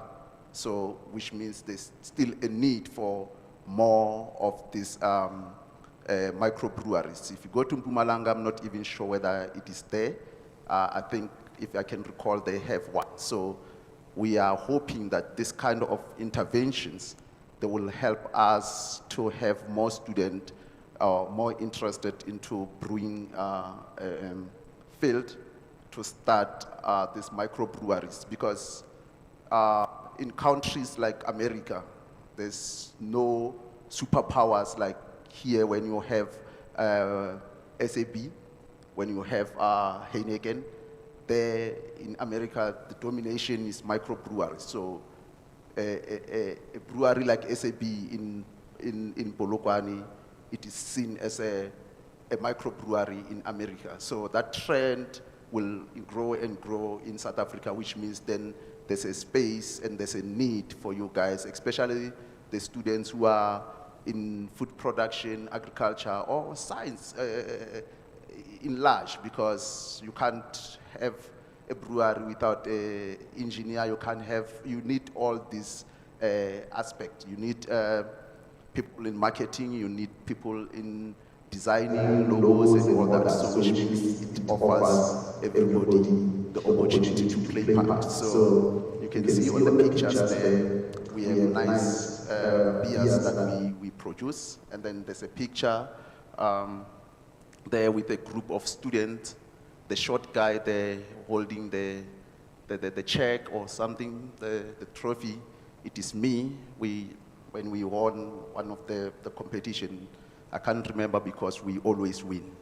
So down there, there's, like I said, this kind of intervarsity brewing offer the opportunity to a lot of students, especially graduate students.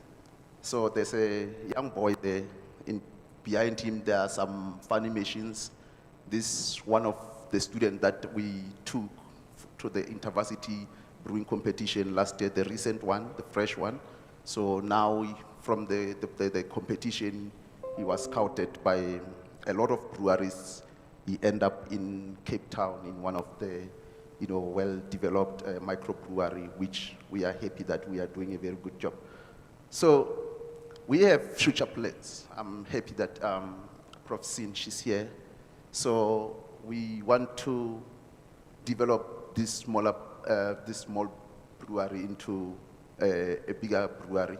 So first of all, we have to do the licensing of the brewery for the production. Maybe I've seen that some few years back before COVID, we had beer being sold in the university. How about maybe we produce our own product, and then that money that we generate, go back to help the students, especially those who are in need. So also, we are planning, because now we have a lot of resources in Limpopo. Like they spoke about Limpopo, there are a lot of resources. There are a lot of opportunities, especially when we talk about the IK, the knowledge that we are ignoring. The resources like sorghum, the millet that are in abundance. Imagine what we can do with all those resources that we always ignore. So we want to start or establish the research, or maybe start producing more beers using these resources like sorghum, millet, marula, which are in abundant, and other indigenous fruits or indigenous products. Imagine what we can achieve. So that is what we are planning to do. And then also to develop some outreach programs to benefit the community. So the slogan of the University of Limpopo, we have to find solutions for Africa. But you cannot touch Africa before you touch your neighbor. You must touch somebody just outside the university first before you can touch somebody in Mpumalanga and wherever. So we are saying that all these students that have left the program, they are just out sitting there at home. We can just bring them back, teach them how to do things, and so that they can start their own companies, not only to produce the beer, but other products. So if you have ideas, you are welcome to come with those ideas so that we can help you. So when speaking of help, just been reminded of this other second-year student. The guy, I think he repeated second year for 3 to 4 times. But fortunate enough, he had a very good skill of brewing. He was brewing 20-liter buckets. Believe in me, he was surviving with that money. So he always, paid his room, whatever, food and whatever, but the beer was not that good because of some other technicalities. So we brought him in, helped him develop his beer. The next time he brought his beer, it was one of the best. He pitched some of his ideas to SAB. Now we are speaking about him being a partner, not just an intern. He's an intern and also a partner with SAB, with the hope of producing more of his beers going forward, which makes us completely happy. And then also to collaborate with other departments in the university, especially agriculture. It brings the opportunity now to research something different, because now we have those millet, sorghum, and all that. Let's research them. Let's try to improve them so that we can produce maybe better beers from these resources. So those are our future plans with the brewery. And then the achievement, of course, part of teaching and learning is our first point.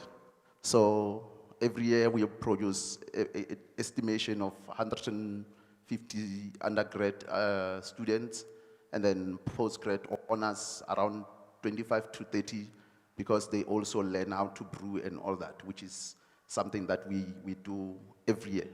So from this brewery also, we had seen 3 master students and 1 PhD student graduating using the very same equipment, which means we are moving into the right direction, because we have to do teaching learning, we also do research, we have to do community engagement. So on those 3 legs, if we can find ourselves excelling on them, then we'll be doing a very good job for the university. So, of course, we have participated in the InterVarsity Brewing Competition. We've been known as the Limpopo Power, because we always win the competition. You can see that 2009, 2010, 2015, 2016, we have won the competition. Not that the other years maybe we come second place and all that, which we didn't have the space to write. So, but now the focus is not on winning the competition. The focus is on developing the students, developing our new product with our indigenous ingredient. That is our common goal. So, guys, I think this is my last slide. I want to thank the old man there. He's the one who started the brewer, who taught us everything that we know now. So it's Professor Abodzi, now retired. And then we should start drinking beer responsibly, and then we start saving water. Thank you.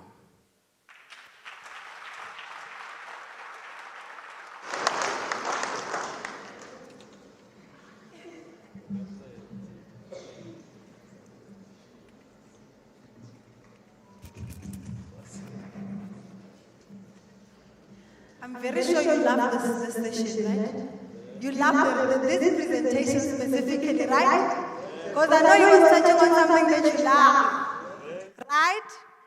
Give him a round of applause one more time.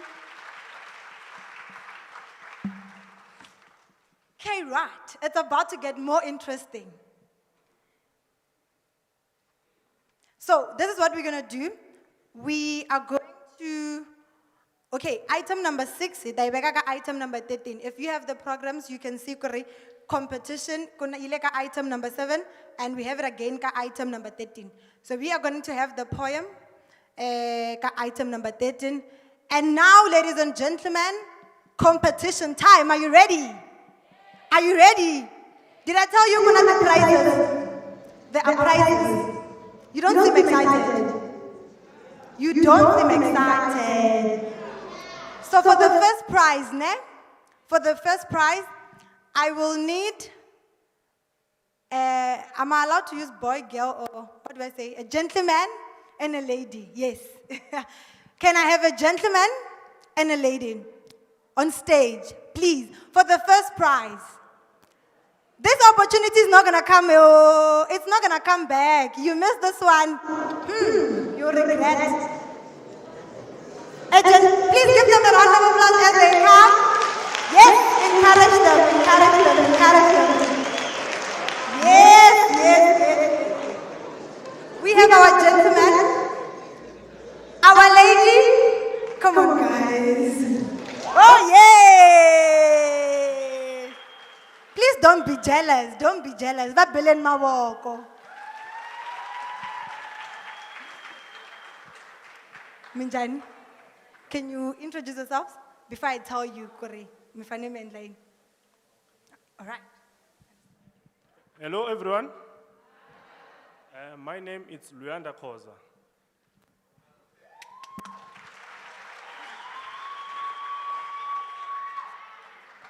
Hello, guys. My name is Judith Tobahali.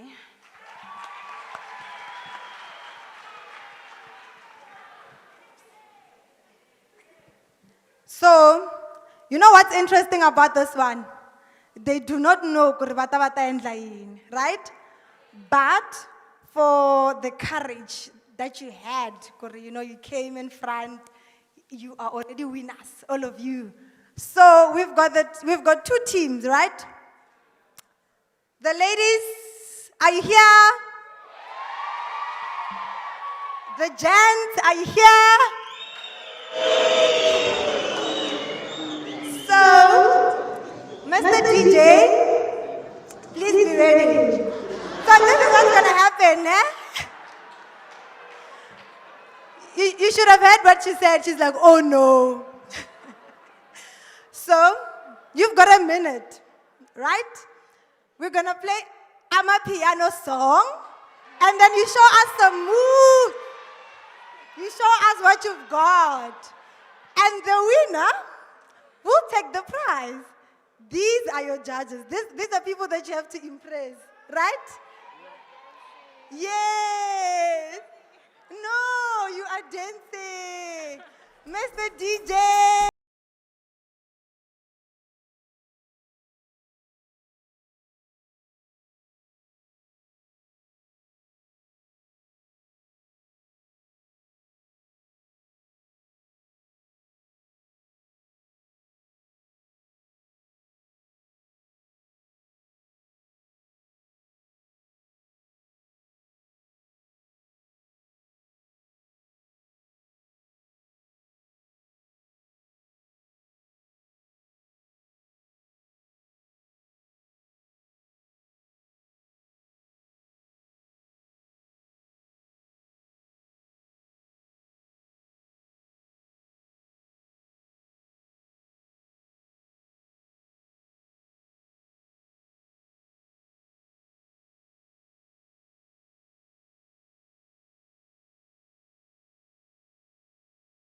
No, the competition is very tight. But I trust her. She's not going to disappoint us. Ladies are here. Give her a round of applause one more time. DJ.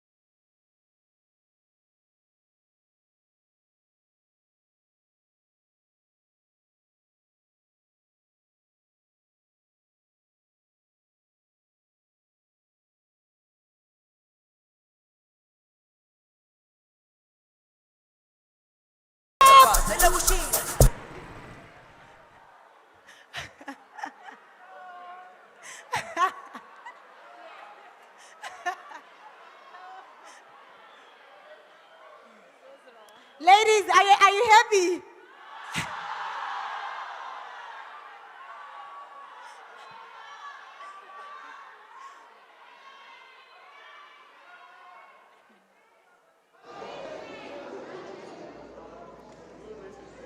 So here's our prize, right? You are going to help me to judge, to be the judge, right? So this is what's going to happen. There's no winner. Wait.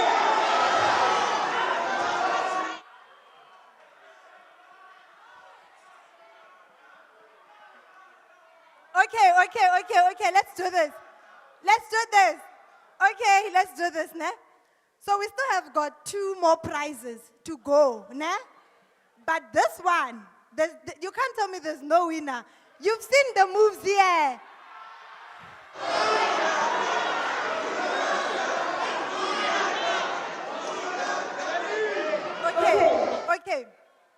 Okay, let's talk after this one. Let's finish. And when I call others, please, can just all of you just jump on stage because wow, you did not have the courage to come on stage, so you can't say there's no winner.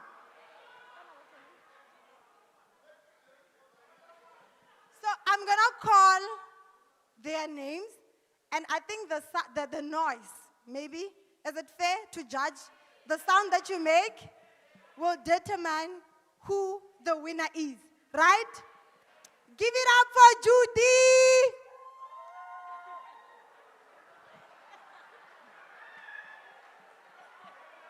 Give it up for Judy.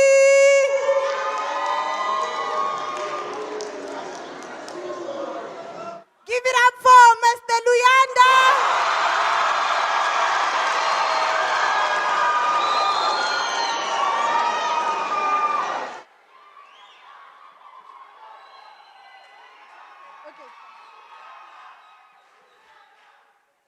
Okay. Give it up for Mr. Luyanda.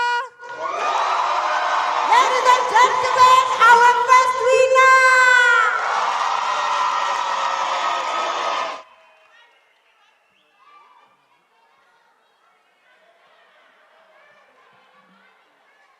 Ay, belana se swami na mavoko ka. Can you just please say some of the things there? Don't open! Don't open.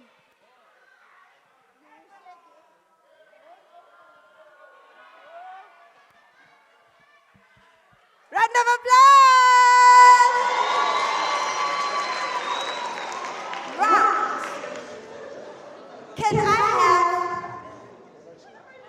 one gentleman and one lady? Woo, wow. Interesting.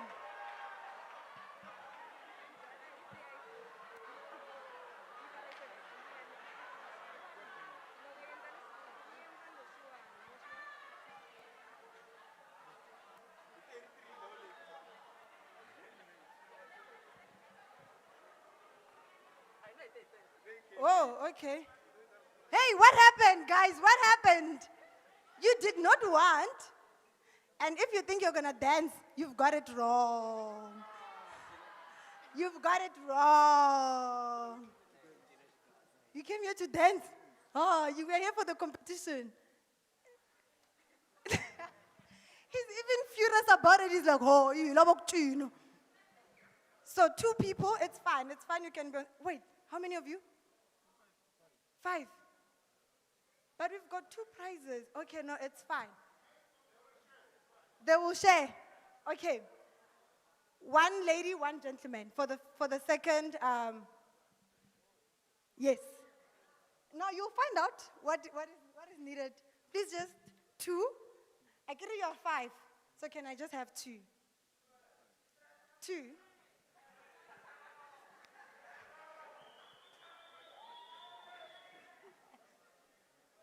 Are you sure? Are you sure? Yes. Are you ready for this one? Okay. So please introduce yourself before we go any further. Amandla. Awethu. Matimba. Aina.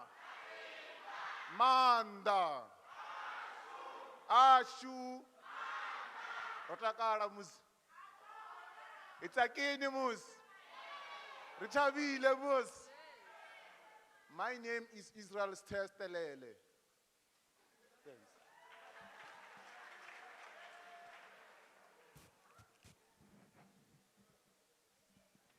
Hello guys, my name is Hope Musala.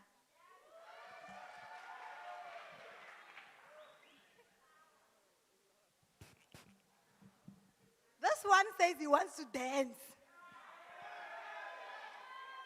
So are you saying we must have another dance competition? Okay, so this is what we do, right? Because we've got 5, we're gonna have the dance and also some questions. So if you answer the questions correctly and you get the moves right, then you go with the prize. Is that fair? Because like there are many, you understand? So I don't know, do we start with the dance or the questions? The dance, ne? DJ, are you ready?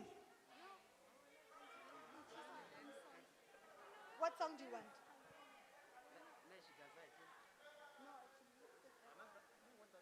So now, ne, let's spice it up a bit, right? Do you want us to still go with Amapiano? Amapiano.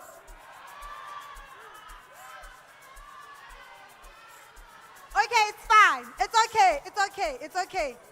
These people, right? We're going to have my piano and we're going to have the... Right? And then we've got the questions. So who's starting? Is the song right for you? Let's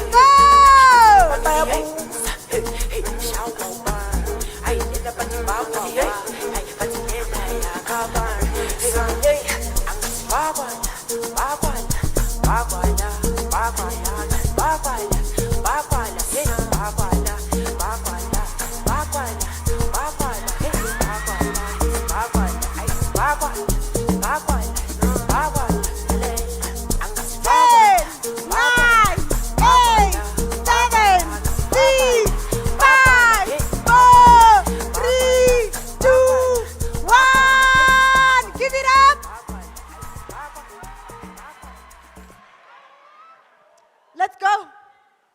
Contestant number 2.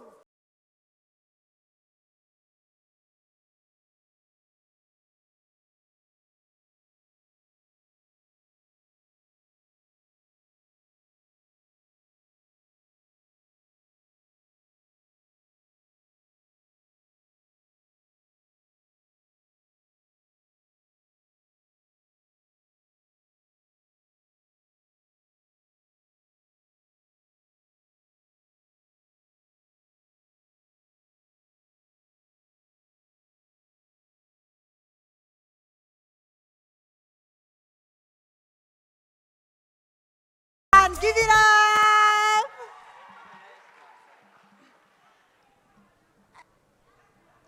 DJ, can we have the Shitsonga dance?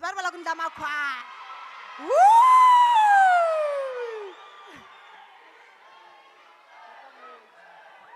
Let's go.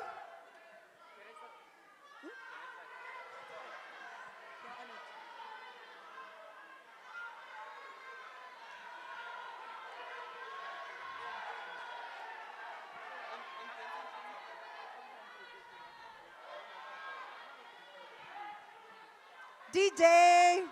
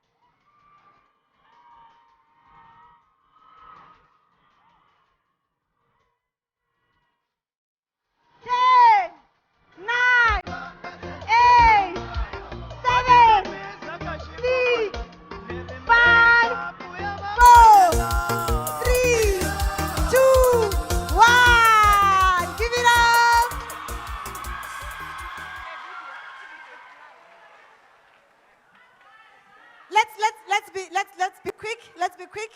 We are running out of time. Let's talk about how you My piano, DJ.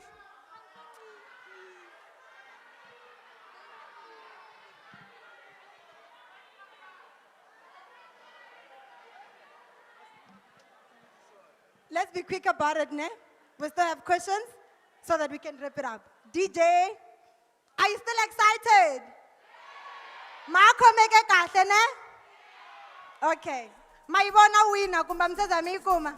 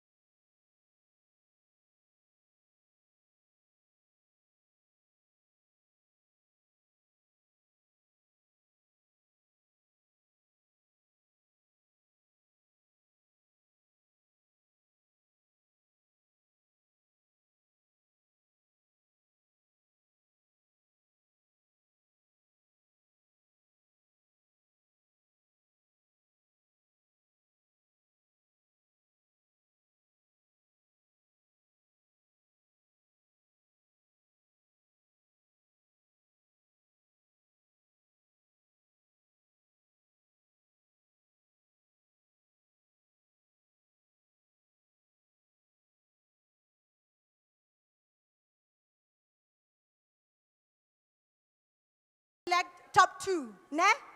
Let's have our top two, and then it about this top two the questions. Taina. Your name again? Okay. Give it up for Hope.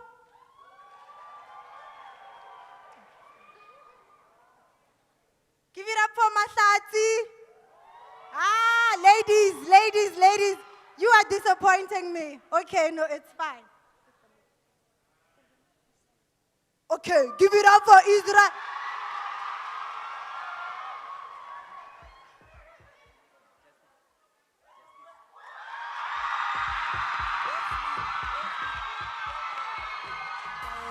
Okay.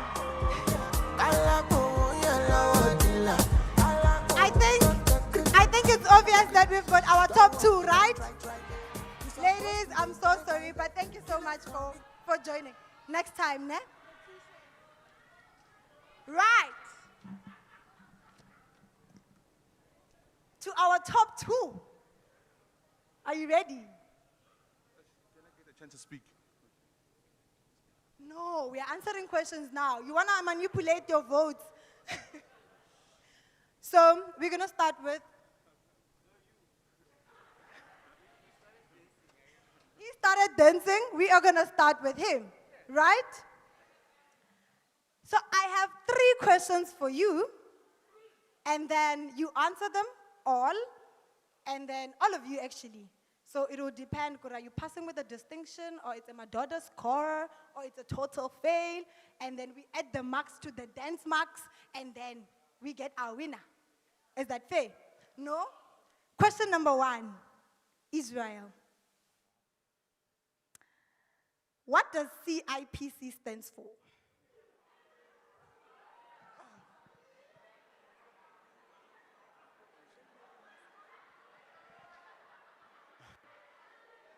Hello, everyone. So, unfortunately, I can't answer this question because I went to our blog to meet someone. So, I don't know what transpired.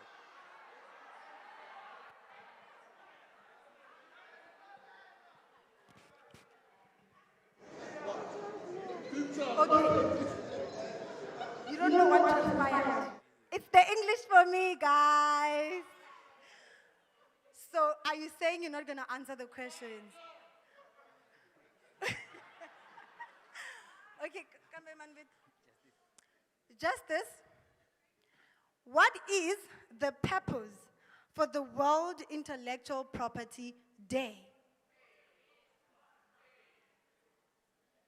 What is the purpose for the World Intellectual Property Day? Umutsongane? Shana yiwi nkoka wa World Intellectual Property Day. I technology.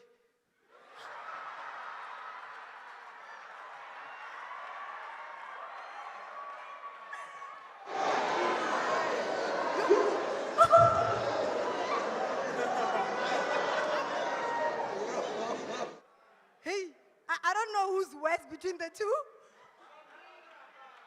It is the answer. Okay, we're jumping to the second question, right?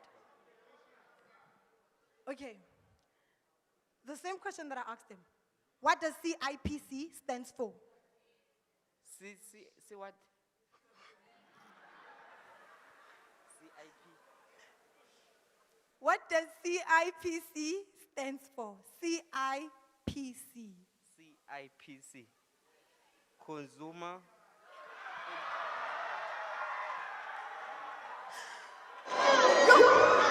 What do we do?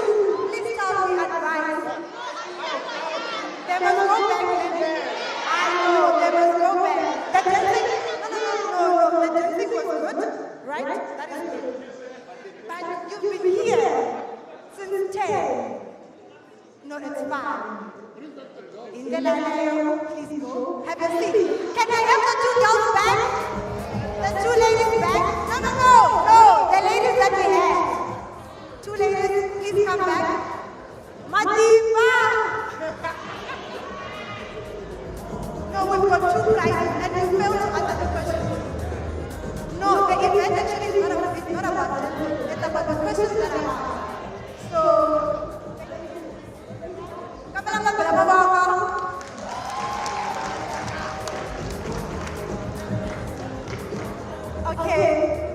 this is a true definition, Yamu. When the time is right, the Lord will make it happen. I rather get off with their bag.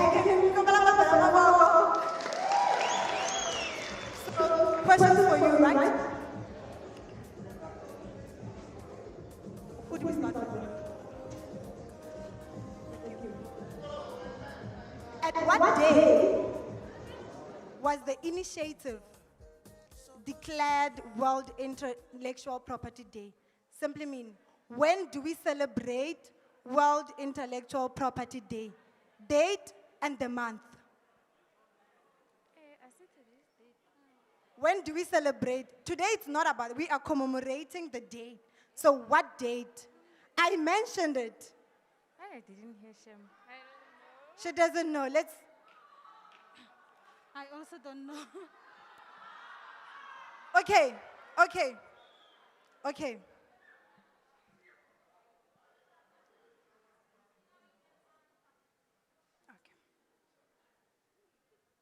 Yeah. They don't know it. I know it. Don't you want to try? Actually, we've been talking about, we mentioned different dates here. We mentioned different dates. Just give it a try. Just a guess. Okay, let me give you a clue. It's in April. Right? It's in April.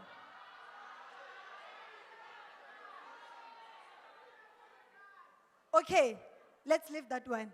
Second question. What is the purpose for World Intellectual Property Day? To showcase creativity and also encourage innovation and creativity.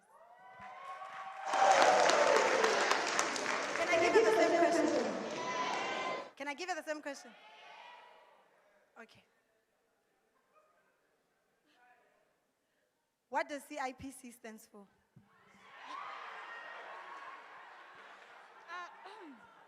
I'm not sure, but I will say the Coast Pet League. The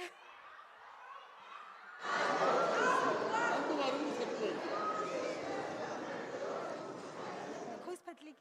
Please say it. Don't ask me. Okay, the Coast Pet League. I get it. We advertise. It's where you advertise online. You advertise online. Okay. We have our winner, right?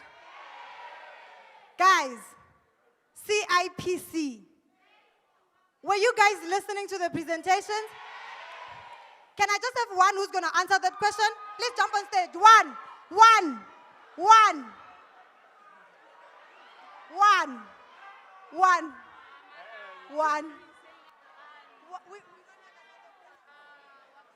So by the way, he was here before? No, actually, were you not using Google? I know. No. Come on, we have a company. Okay. What does it stand for? It's a company and intellectual commission property.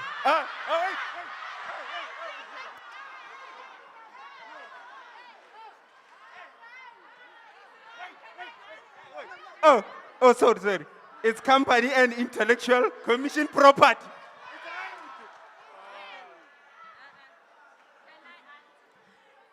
One more time, right? We already have one winner. One more to go. I'm not going to ask you the same question because it was being shouted. The other question. No. At what day do we celebrate World Intellectual Property Day? 26 April. Is that right? Is that correct? We've got our winner. Please come hand the thing to them. What's your name?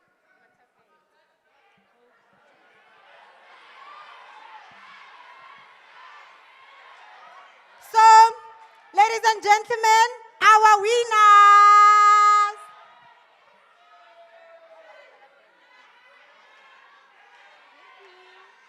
The second one. Ba belen maboko ka wa imirna mona.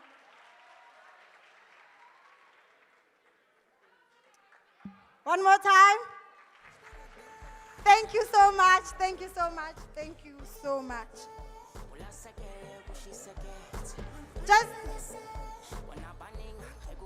Vakulukumba, I'm so worried because the answers that we got, I doubt if they had anything. Guys, what does CIPC stands for?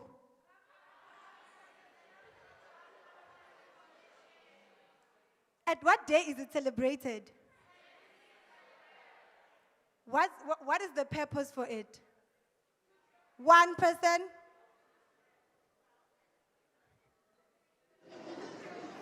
Okay, no, it's fine. Please, when you get to your room, do that research, okay? Okay? The dancers at the but unfortunately, batandeke kuba ba hlamula swivutiso. So before we go to the panel discussions, I don't know if it's ready. Is it ready? Before we go to the panel discussion, on stage. DJ, can you play that Shitsonga dance? I just want to bless you a bit. Are you excited? Ah! And I want to see you on your feet, Nje. I can't be dancing near time, right? DJ, Lokoba, prepare for the panel discussions. So if we were to run another competition and ask questions, were you guys gonna get it right? No, I'm so hurt.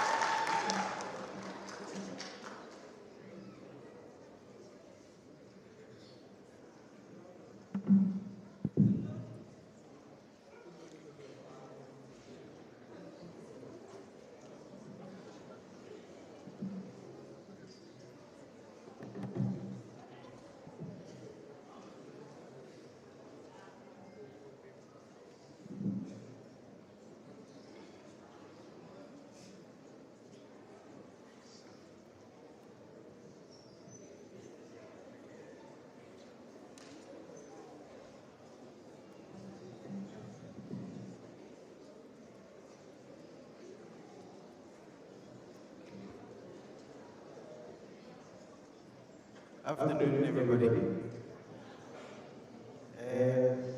We're going to try to be quick in the interest of time. I think we've lost a lot of time, and I'm pretty sure that we are all hungry now. It's past lunchtime. For this panel discussion, we have Professor Winston Ngumalo, Dr. Mbai, Emmanuel Mtombi, and Dr. Mudisa Geng. So today we are commemorating World IP Day. It was embarrassing to see that this question we got wrong. So it means you don't know why you are here, basically, right? World IP Day is we celebrate World IP Day every year on the 26th of April, and it's to celebrate intellectual property. We had Mr. Koza this afternoon, telling us about the different types of IP rights, patents, trademarks, copyrights, design. And this year is dedicated to the youth. Normally every year, with every World IP Day, there's a theme. Last year it was on SMMEs. This year we are talking about youth. When we're talking about youth, we're talking about all of you here in the room. We heard this morning about university students who started Facebook. If you go on YouTube, you see many of you youth having videos, people who are on Instagram, many platforms using intellectual property to make money. Today I want to challenge you to think about intellectual property as currency. Intellectual property is the oldest form of currency that exists. Because why? You trade one thing for another. When you talk about patents, we talk about technology. Trademark, we talk about branding. Most of you are wearing brands today. Copyright, books, movies, literature, songs, all of that is copyright. Designs, how your cell phone looks, the shape of your sneakers, that are all designs. And people are using IP to make money. The question is, for you as youth, how are you going to make money from IP? Think about that, right? So for our panel discussion, I'm going to start with the youngest member of our group, Emmanuel. Emmanuel, tell us a little bit about your experience. What do you do? What is your technology? My technology, thank you. My technology is a new tar that builds resilient roads. That means you can construct a highway and then have it for 50 years and it won't have any formation of potholes. So I'm the inventor and I'm also the founding CEO of the company. Yes, and in a nutshell, if I can just give you a background, it all started when I was in high school in Witbank, in Mpumalanga. So I used to see a lot of accidents on the roads in Witbank, and then these accidents were very deadly. So I make it a point that, you know, we need to, because I normally used to see signage saying pothole. So I will just ask myself, why are we advertising potholes? So, but it was to sensitize the motorists, to make them aware that there are potholes. But I saw it as a form of advertisement. So when I got to visit, I said, no, we need to solve this pothole problem. But when you look at face value, you see a pothole. But when you look deeper, you see that the problem is in the material that is used to make a tar, to manufacture a tar. But when you look deep, you see that the problem is in the foundation of how, we construct our highways and our roads. Then I started to work on it and, to start to engineer, work on the foundation. And I also, worked on the binder or the tar itself. So the innovation is two-phased. It has got the binder part, and it has got the innovative construction methodology part. Yeah, but as we have seen recently in KZN, a lot of infrastructure was damaged. I mean, it cost government about 5.6 billion. And then when they looked at it, they revised the figures, it cost them about 6.4 billion just to repair the infrastructure in Durban.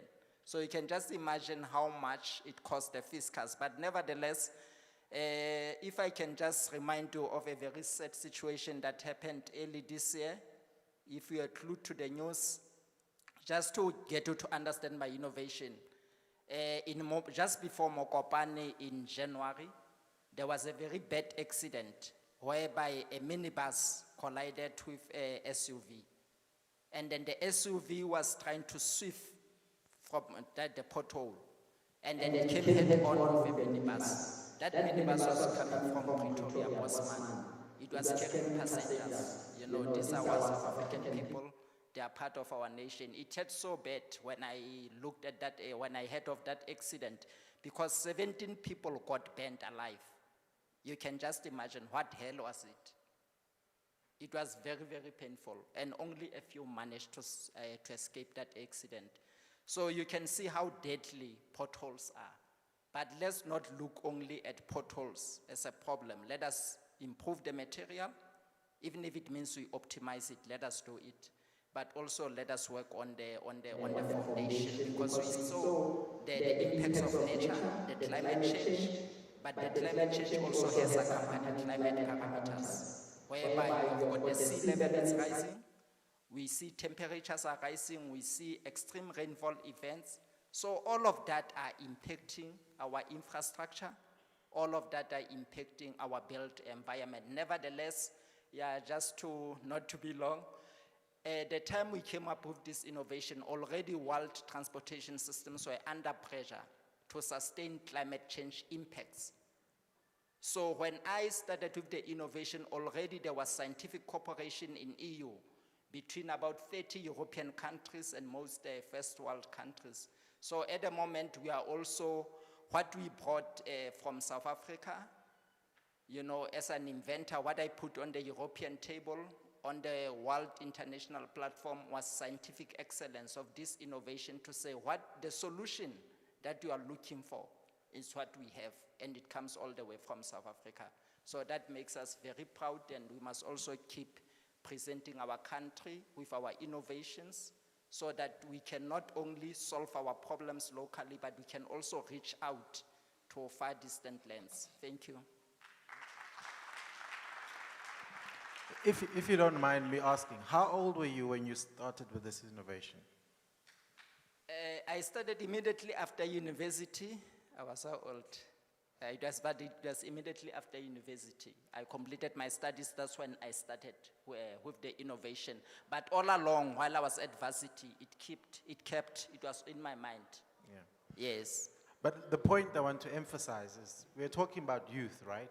Yes. So here we have a youth that has invented something that is being trialed in Canada at the moment. That's the impact of intellectual property, right? So it's something that you have in your head as an idea. It started as an idea.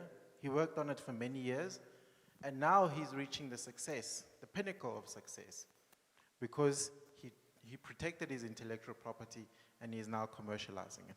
Let me move to our academics. How important is IP for you in your research? No, thank you.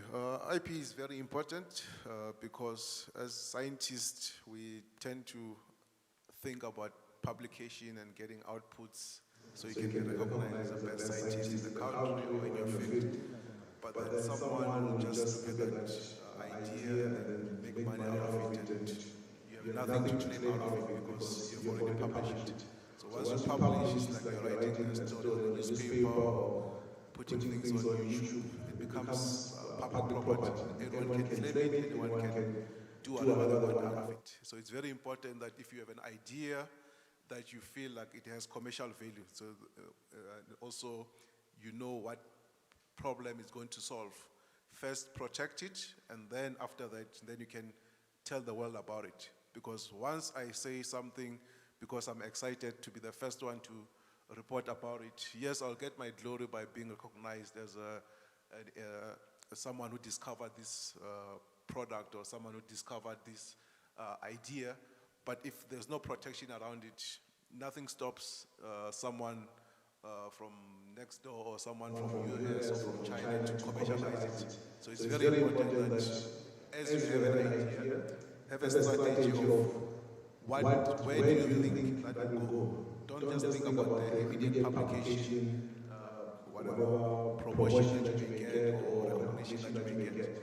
Think of the impact that it may have, and if you identify the impact, make sure that you put protection around it. Nothing stops you from publishing it once you have a patent around it or you have protected it. But first, make sure that it's protected, it's yours, and then you can leverage out of it. Even if you don't have money, you can still sell your patent and make money out of it. It doesn't mean that if you feel that the technology is too big to commercialize or too big to make a prototype out of it. But if you have a patent, someone who's interested, big companies can say, okay, can we partner with you here or can I buy it from you? And you still get something out of that. So it's very important for you here, students, and also for academics and everyone who's trying to innovate, that the students feel that there's a potential of making money out of it. You patent it, and then there's different ways of making money out of it. You can make a company yourself out of it, or you can outsource it, partner with other people, or get investors to work with you, but at least you have something that you protected your innovation. Thank you very much.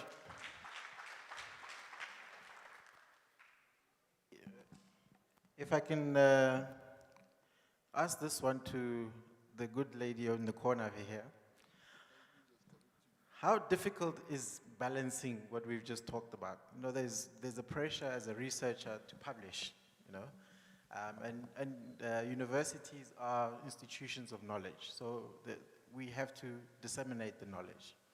But on the other hand, we've seen many universities worldwide, MITs, Oxford, they not only publish, but they also commercialize their research. How difficult is that? Thank you, our Master of Ceremony. In publications and IP, I think one of the things that are lacking within our research industry. As Prof. Winston has already mentioned, that we are more likely to go for publications, which is a quick thing, and it will make me more to look like a good researcher. However, we come up with difficulties, or maybe we tend to not go for, we tend to forget, or maybe not just to not think about the IP part. In most cases, we are usually ignorant, or let me just say, I think that can be very good when it comes to IP. We are more based on doing research for students to graduate, and then we go for publications.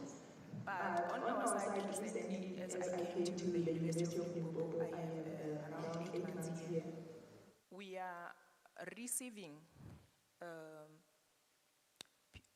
people from communities are coming to this university looking for help.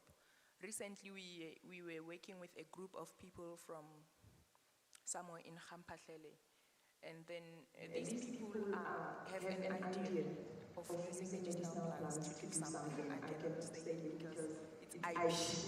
So I realize now that it's important for us to protect their idea together with us, partner with them, so that whatever idea or whatever product that they want us to check for them, and product development that may come out of our research, it's protected. So I think it's a very good platform that we are here today to gain information on IP so that we can be able to utilize within our research. Thank you. Thank you very much. If I can move to Dr. Modisekeng, just maybe to touch on something that she mentioned, is that there's this community engagement that is happening. So students, the community are coming to the universities and they need help with IP. Maybe can you just share a little bit of your experiences helping SMMEs, helping young people who have ideas to navigate IP landscape? And what are some of the challenges that you see that are prevalent in the IP space? Thank you. Good day. guys. I think of importance, it's where to start, Trot. As we sit here, you guys that are sitting here, this is where our ideas are. And really to have students who don't know the kind of questions that have been asked here is perhaps a reflection.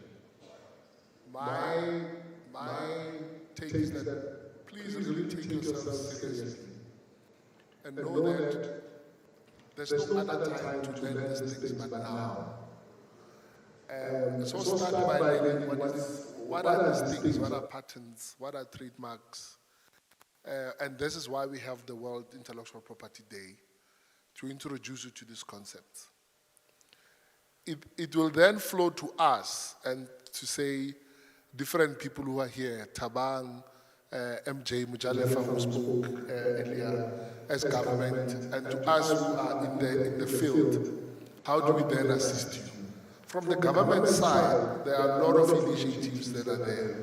From the university side, there's the TTO office that can assist you. And you need to start on your, we call them ideas for now, but how many ideas do you get in the shower, and how many come through, So we really start to thinking of this as inventions and come through to the relevant offices of government.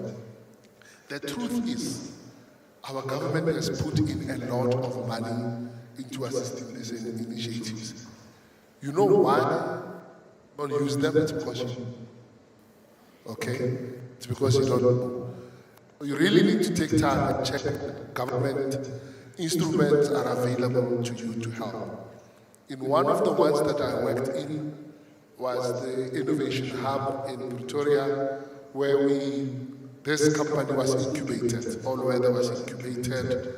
Incubation means that we bring you in, we give you technical support, we give you business support, and that's what that company does. There are other initiatives that are sitting in the office of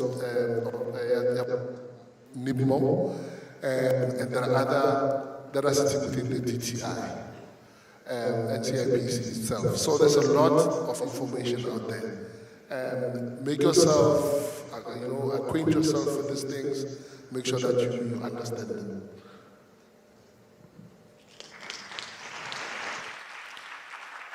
Emmanuel, maybe let me use you as a test case or as a success case, right?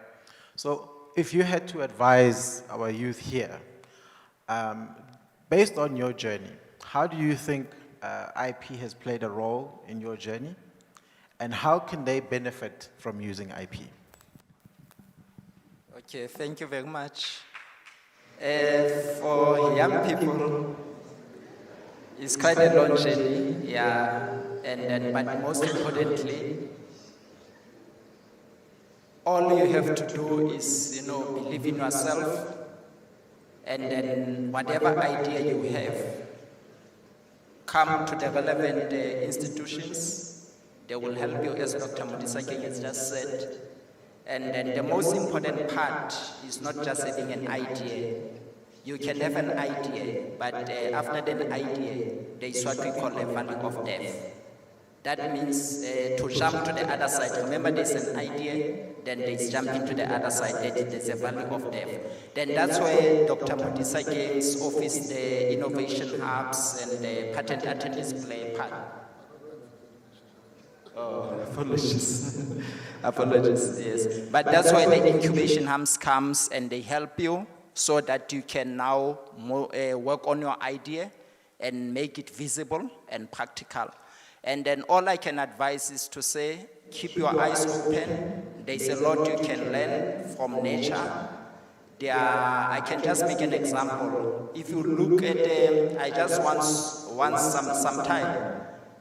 So a monkey flossing its babies. Then I was like, wow, how did the floss come about? That means someone saw a monkey flossing and then they make the floss. Because today I'm a customer. I buy floss every month, and floss is about $100. So all I'm saying is that look at nature as well, and then, invent out of nature. But also academically, you must also take notes and learn something from, your academics. There is something that you can come up with and invent something that can be commercially viable and benefit the nation and benefit yourself. Thank you. I think also, just as an addition, you guys really need to understand the trends. I mean, Mr. The marketing guy here, Mr. Khomeswana. Mr. Khomeswana spoke, and I mean, you were very interested because he spoke about things that you know. So you need to know technology trends. Where are things going? Where is the world moving to? What is cryptocurrency? How does Uber work? Which patterns does Uber have? And those kind of things. And there are, I spoke about why I came in again. I spoke about government help, but there's also private incubations. There's one that's doing very well now in Pretoria. It's called Africa Beyond 4IR, and they are incubating companies in the ICT space. And ICT is easier for a lot of people because it does not require a lot of capital input that you would need for a biochem or for an agricultural project. So you really need to start thinking about sectors. What are the sectors that we're looking at? There's what we call smart industries, 3D printing. You need to know these things. And so you need to know what the fourth industrial revolution is about. You need to read these things. It won't happen by osmosis. It won't just come to you. You need to put in the work. You need to know these things. And fortunately, guys, these things, it does not depend on where you are in the world. It does not depend on that. There's a lot of information. You sitting here, you'll be applying for this, for jobs, and you'll be competing with people who are seated in Asia for the same job because the world has changed. Okay, it's not about where you are. I walked the stage twice graduating here, my BSc and my honors. But then the world was my oyster. I moved from here.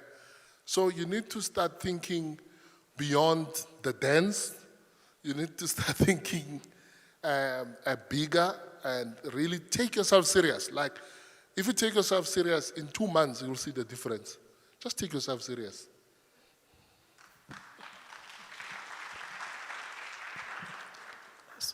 Maybe let me get to the researchers. I think part of the problem, I think people think that to have success, you need to come up with a magic bullet, right? They think, I need to come up with the next and greatest things. But often it's the most simple things that make money. We heard about the story about Uber, Airbnb, Facebook. These are very simple concepts if you look at it holistically. How do you balance that from an IP perspective? Not looking at obviously high tech, but also in your research, how do you look for low-hanging fruit? And where do the IP does that feature in that? Well, I think first you need to have the knowledge of what IP is, which I think has been lacking in many institutions for quite a long time. So most of the researchers that come from a generation where we were taught knowledge, how to reproduce it and generate new knowledge out of that. And not really thinking in terms of how can I make money out of it, which I think is starting to change now with obviously the introduction of TTO offices. But like you said, I mean, it doesn't have to be the greatest innovation before you can think of IP. I'll give you a classical example of what we are currently doing in my group. What we're doing now is we interact with traditional healers, and we try to take whatever they have, which they'll use in their communities to treat various diseases. We just put the science around it just to show that it works without really innovating anything new. And then you package it, and then we can put an IP on how best to extract and formulate a product. So those are the simplest things that anyone can do. It's just a matter of identifying where is the potential, where can I apply this. So instead of traditional healer from Sekhukhune only servicing the Sekhukhune area, but we can take that, package it, make sure we can reproduce it, and then amplify it, and then sell it nationally or also globally. So research doesn't have to be always about getting the best technology. You can improve on an existing technology. So like you mentioned, already there's Uber, there's Facebook, there's Twitter, there's all these dating apps, but doesn't mean that we cannot add on top of that. So you can come up with something unique, which is just an additional feature to what Facebook already have, or what Twitter already have, or what Uber already have, and then just benefit on that, because the market is big. That's another thing that one needs to understand. It's not like if there's a cure for TB and therefore there's no more research in TB. You can find another better treatment, so you can get an alternative one. Maybe the current one, it makes you lose your hair, but you know that your neighbor who's a traditional healer has a potion that, or a herb, which makes people get well within a week without any side effect. And then you generate knowledge out of that. So I think that's information what we need to start working on as researchers and also as students. So students also should not undermine themselves and think that I need to first become a researcher or a professor before I can innovate. You as you are, if you know something from your community, like they were saying, that follow the trends. I mean, identify what is there in the community, what can improve within the community, and then try and see who will be the relevant person within the university that can help me accelerate this and also protect this, and also have a proof of concept. Sometimes it's all about the proof of concept, and then from there, new technology, new developments will come out of that. So it's very important to identify that it doesn't have to be something that very big before it can be protected. It could be as small as, I think these leaves here, when I eat them, I feel better. Or maybe if I rub them against my skin, it feels better. The scarring moves away, or it makes me lighter. And then from there, you start researching about it and say, okay, how best can we do it? But already you have an IP around it, and then you're adding more knowledge on top of that. So that's another thing that we need to change our mindset as researchers, as students, and also as a nation as a whole, that it can be something very small, but if you protect it, then you can obviously add more knowledge around it. Thank you. Yeah, just to maybe wrap up, Dr. Smakaleng, what advice would you give to the youth today about how do they interact with this often technical subject of IP, and how can they benefit from it? An intellectual property, it sounds like it's a big thing, but it's just an idea that one can come up with. A brilliant idea that can make money or make a living. Someone can make a living out of it. We have a lot of examples that we can give to you youngsters. Examples such as Maheu. We had a trend in previous years, around 3-4 years back, a trend of Moringa. Moringa was trending like it's a powerful plant. So people who went with that trend have managed to add it in supplement it into Maheu, Moringa capsules, Moringa tea, and I'm telling you, it has been doing very good in the market. In cosmetics, in everywhere, Moringa is doing very good. Wherever there is Moringa is selling very well. So I agree with all information that came out of our elders here, that it's important to go up with trends. It is also important, even if it's not a trend, it is important not to forget where we come from. We had our great-grandparents who were using different foods. They would cook cowpea, they would cook dinawa, they would cook different indigenous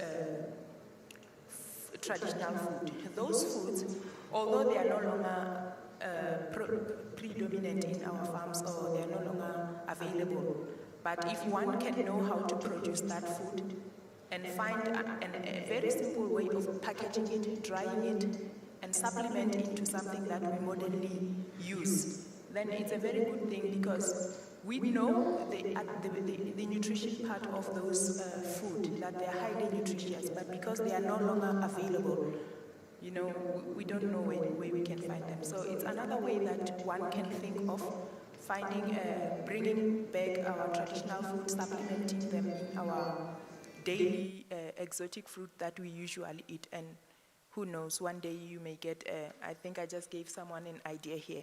So it's good to protect whatever ideas that we are having. Maybe one day we can be, it can improve and reduce this unemployment rate that we are facing. Intellectual property is about solving problems, seeing the gaps and solving problems, and securing a monopoly. Some of you are in student accommodation outside campus.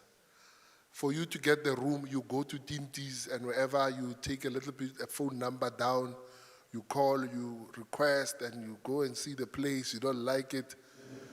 Why don't you think of a little app where you can have all these accommodation owners registering there, and they show you, it shows you how many rooms are available at the place live.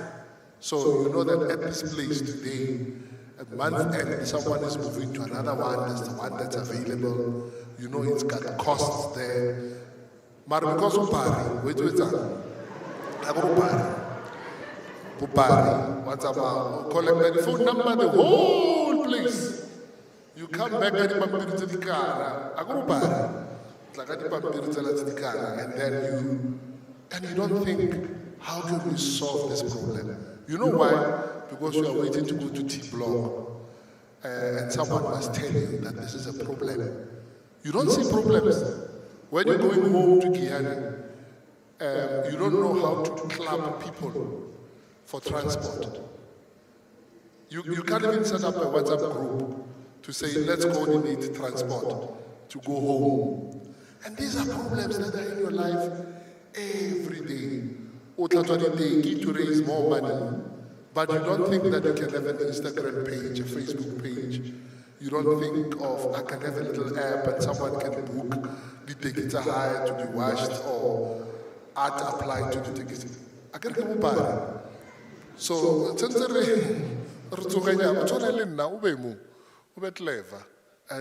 and see these things and see problems everywhere you go. And that's what must happen in a university. University students are supposed to see problems and solve them. And people out there who did not go to university are laughing at you, university students, because they're saying, they can't do anything. Now I'm rich, I'm driving an M3, Maragaya Skolo. You know why? Because he can see problems and he can solve problems. I think that's important. Thank you, Dr. Mdisa King. You highlight a very, very, very important thing, and that's why we are here. IP is essentially what he says. It's about identifying problems, solving those problems, creating a monopoly. If you look at countries like Singapore, what is their trading? They trade in banking. We have all the natural resources in the world, we're still poor. Africa is poor, despite having every known metal known on earth can be found here on this continent. We are still poor. Why? Because we don't use our intellectual property. We don't protect it, we don't commercialize it. We have lots of problems, but we don't know how to solve them. We get other people to solve them for us. This is an opportunity for you as the youth to go and identify those problems. And it's a simple problem like he's just mentioned. That's how the Facebooks and the Twitters, social media have evolved. Because people saw problems and they figured out how to solve them. And in solving that, they were able to monetize that. That is the only way we're going to get rich as a country, by monetizing our intellectual property rights. That's what the rest of the world does. That's why we have first world and the rest. Because they solve problems. They identify problems, they solve them, they make money from those problems. We see problems, we cry about those problems. We need to change that mentality. The last parting shot I want to leave you with is, again, something that he touched on. We think of education as an enabler. Education is there to enable you to solve problems. Don't leave here thinking, I'm going to get my degree, I'm going to get a job. Leave here, I'm going to get my degree, I'm going to start a business, I'm going to make money, I'm going to become a success. We have that here. Here's a young man who went to university, got his degree, and now he's becoming a success. You can follow in his footsteps. There's nothing stopping you. Thank you very much. Thank you to my panelists. Give them a round of applause, please.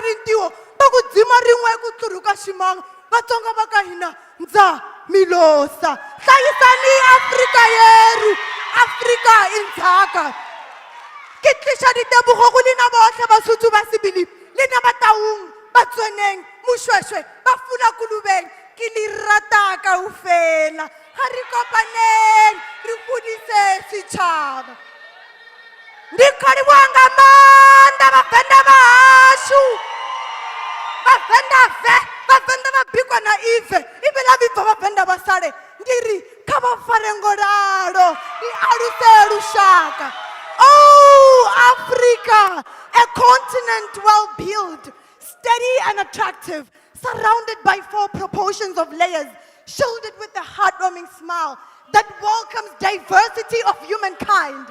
Africa, my motherland. Africa, my territory. Africa, my refugee. Oh, Africa, my beloved abode. Halala, Africa, halala. Halala, Africa, halala. Likhuluma likaMandela.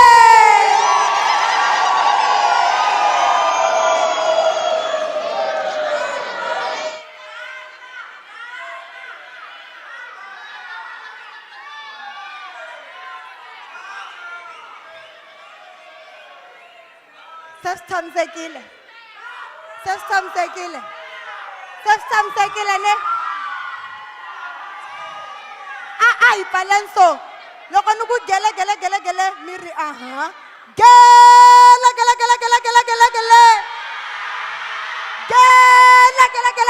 Gele. Tibelen mavoko.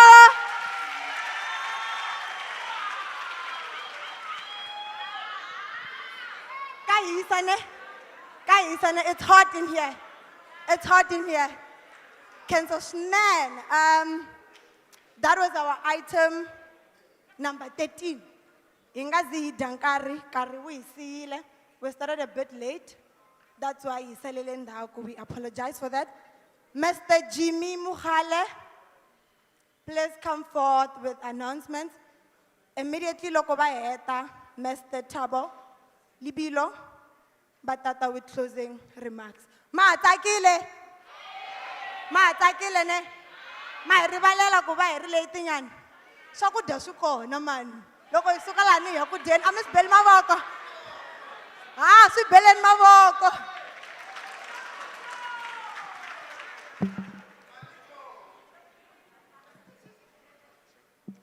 Okay, good afternoon, everyone. Okay, I'm the person standing between you and food. So there is food, but then I'll announce it later on. So what I'd like to announce first is that we have gifts, but unfortunately the gifts are for the speakers. So I'd like to invite my manager, Mr. Tabohole. Mr. Tabolevelo to come on stage to assist me with handing over the gifts to our panelists. Give him a round of applause.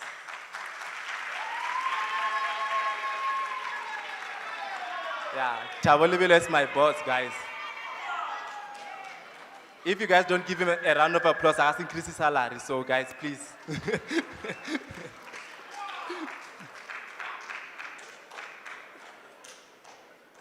Can stand over there. First, I would like to thank and appreciate Mr. Prof. Winston Ngumalo. Please come on stage to get your nice gift. I don't know what's inside, but then I think it is something.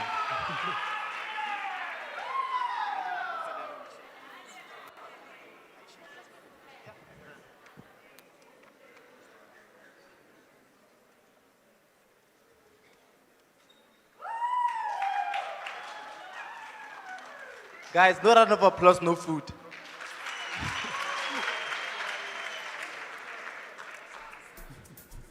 Thank you, Mr. Winston Ngumalo. I would like to also thank Dr. Mpais Makaling. Please come on stage. DJ Music.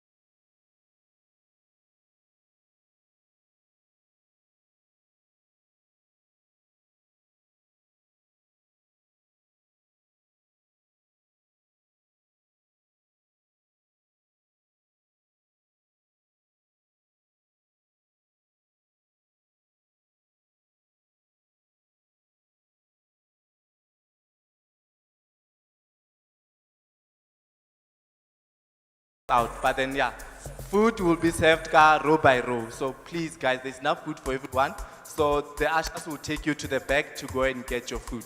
So is that fine? Awesome, awesome. Thank you.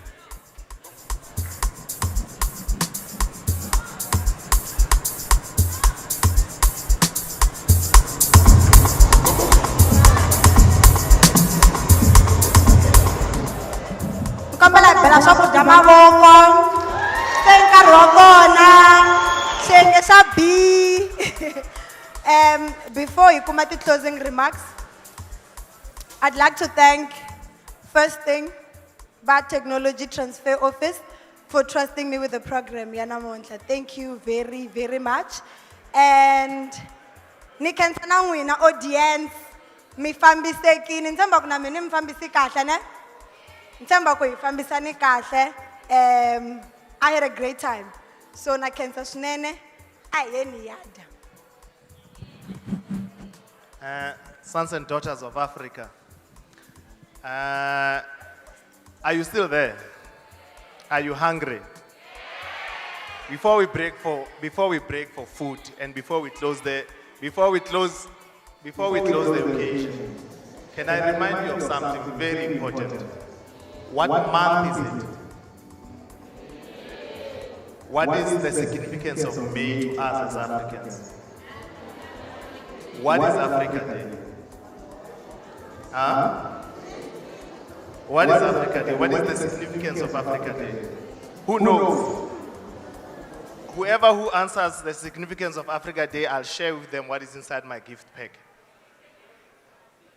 Now, for those who don't know the significance of Africa Day, before I give my closing remarks, is that there were some great men once upon a time in Africa who saw it fit that Africa should be united, because divided we cannot stand, but united we can stand.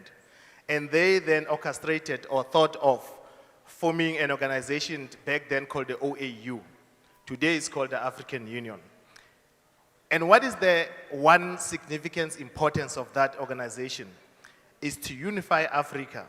And why is it important to unify Africa? I'll put it this way. Africa is the largest consumer of produce from across the world. However, if Africa is not united and we don't trade amongst ourselves, then we'll perpetually be consumers and never be producers. So I'm going to urge you on something. Currently, there's a talk about the free trade agreement between African countries.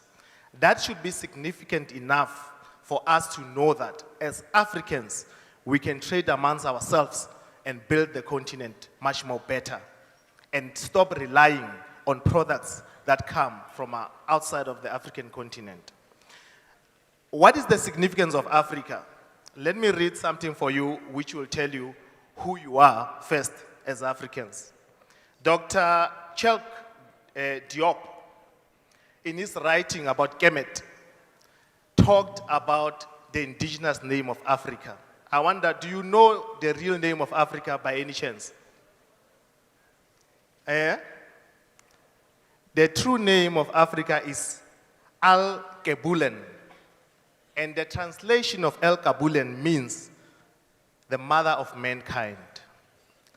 So you must not take yourselves as insignificant as Africans to start with. Again, I would like to turn back, and El-Kebulen again, the mother of mankind. The other translation of it is called the Garden of Eden. For those who are Christians, you can go and look at the Bible and have a thorough understanding. Now, I'd like to turn to students. You know, we have this wonderful day called the World Intellectual Property Day.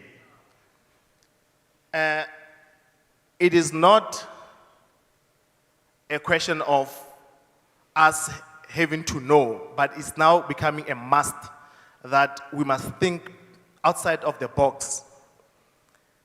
Unemployment rate in South Africa is very high.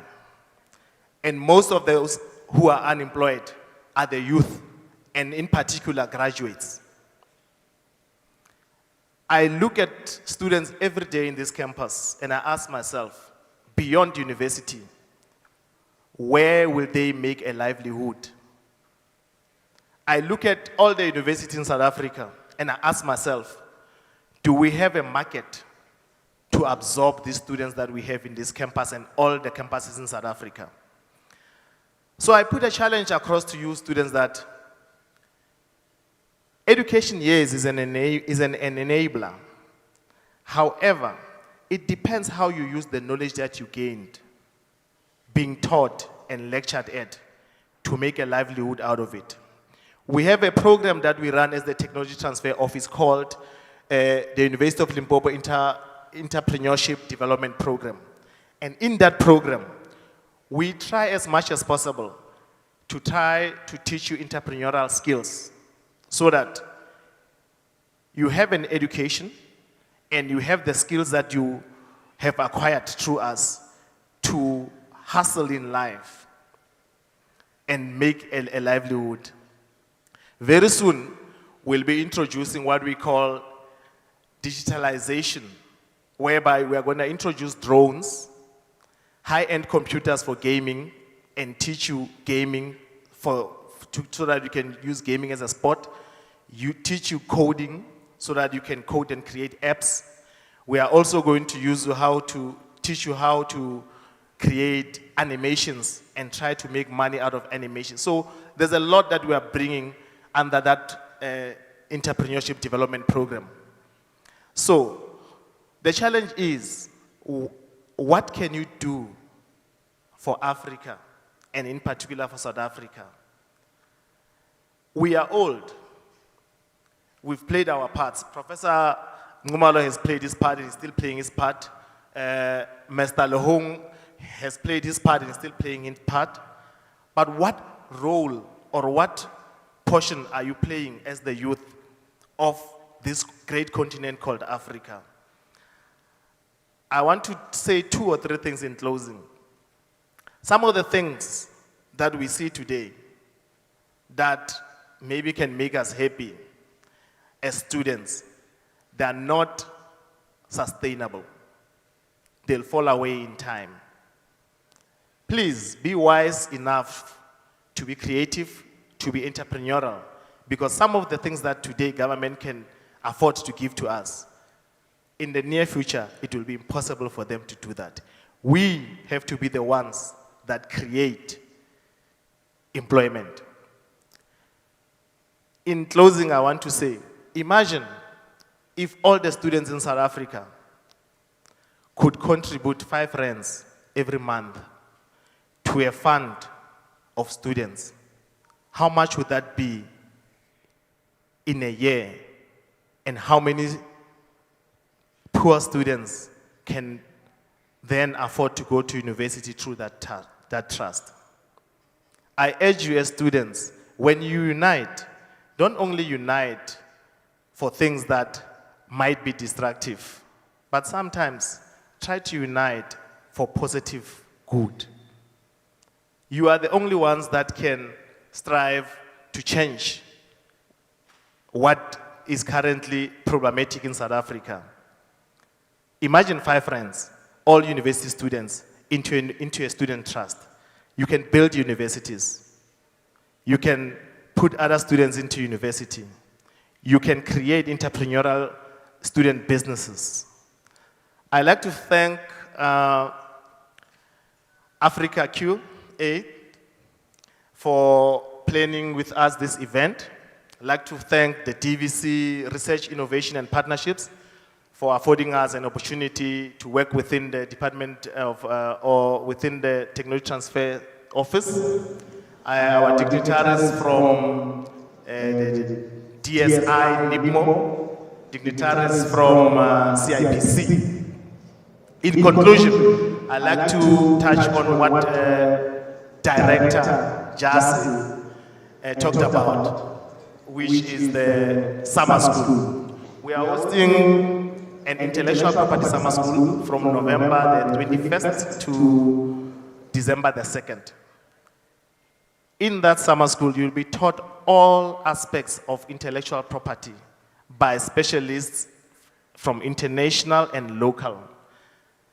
We are still open for registration until the 31st of May. So I'll urge students to register because we are going to have about 70 to 65 slots or students that we are going to support in terms of free accommodation and free food in those 2 weeks of that initiative. So I'll urge UL students to register so that they can occupy majority of those participants that are going to participate here.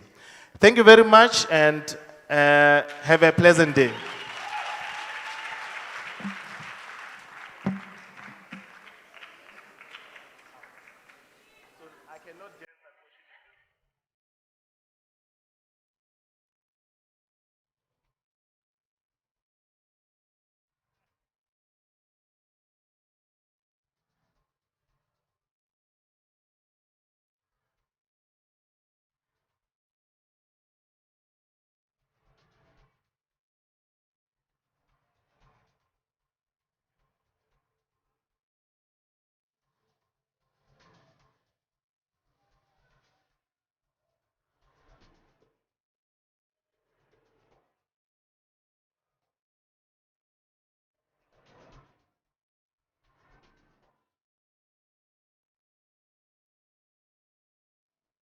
DJ. Oh, anukunetini ne. So officially, we've come to the end of the program. Food is served on the other side.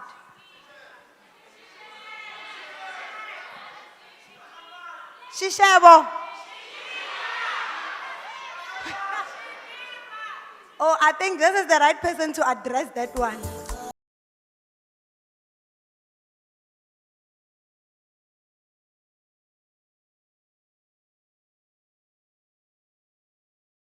There are t-shirts.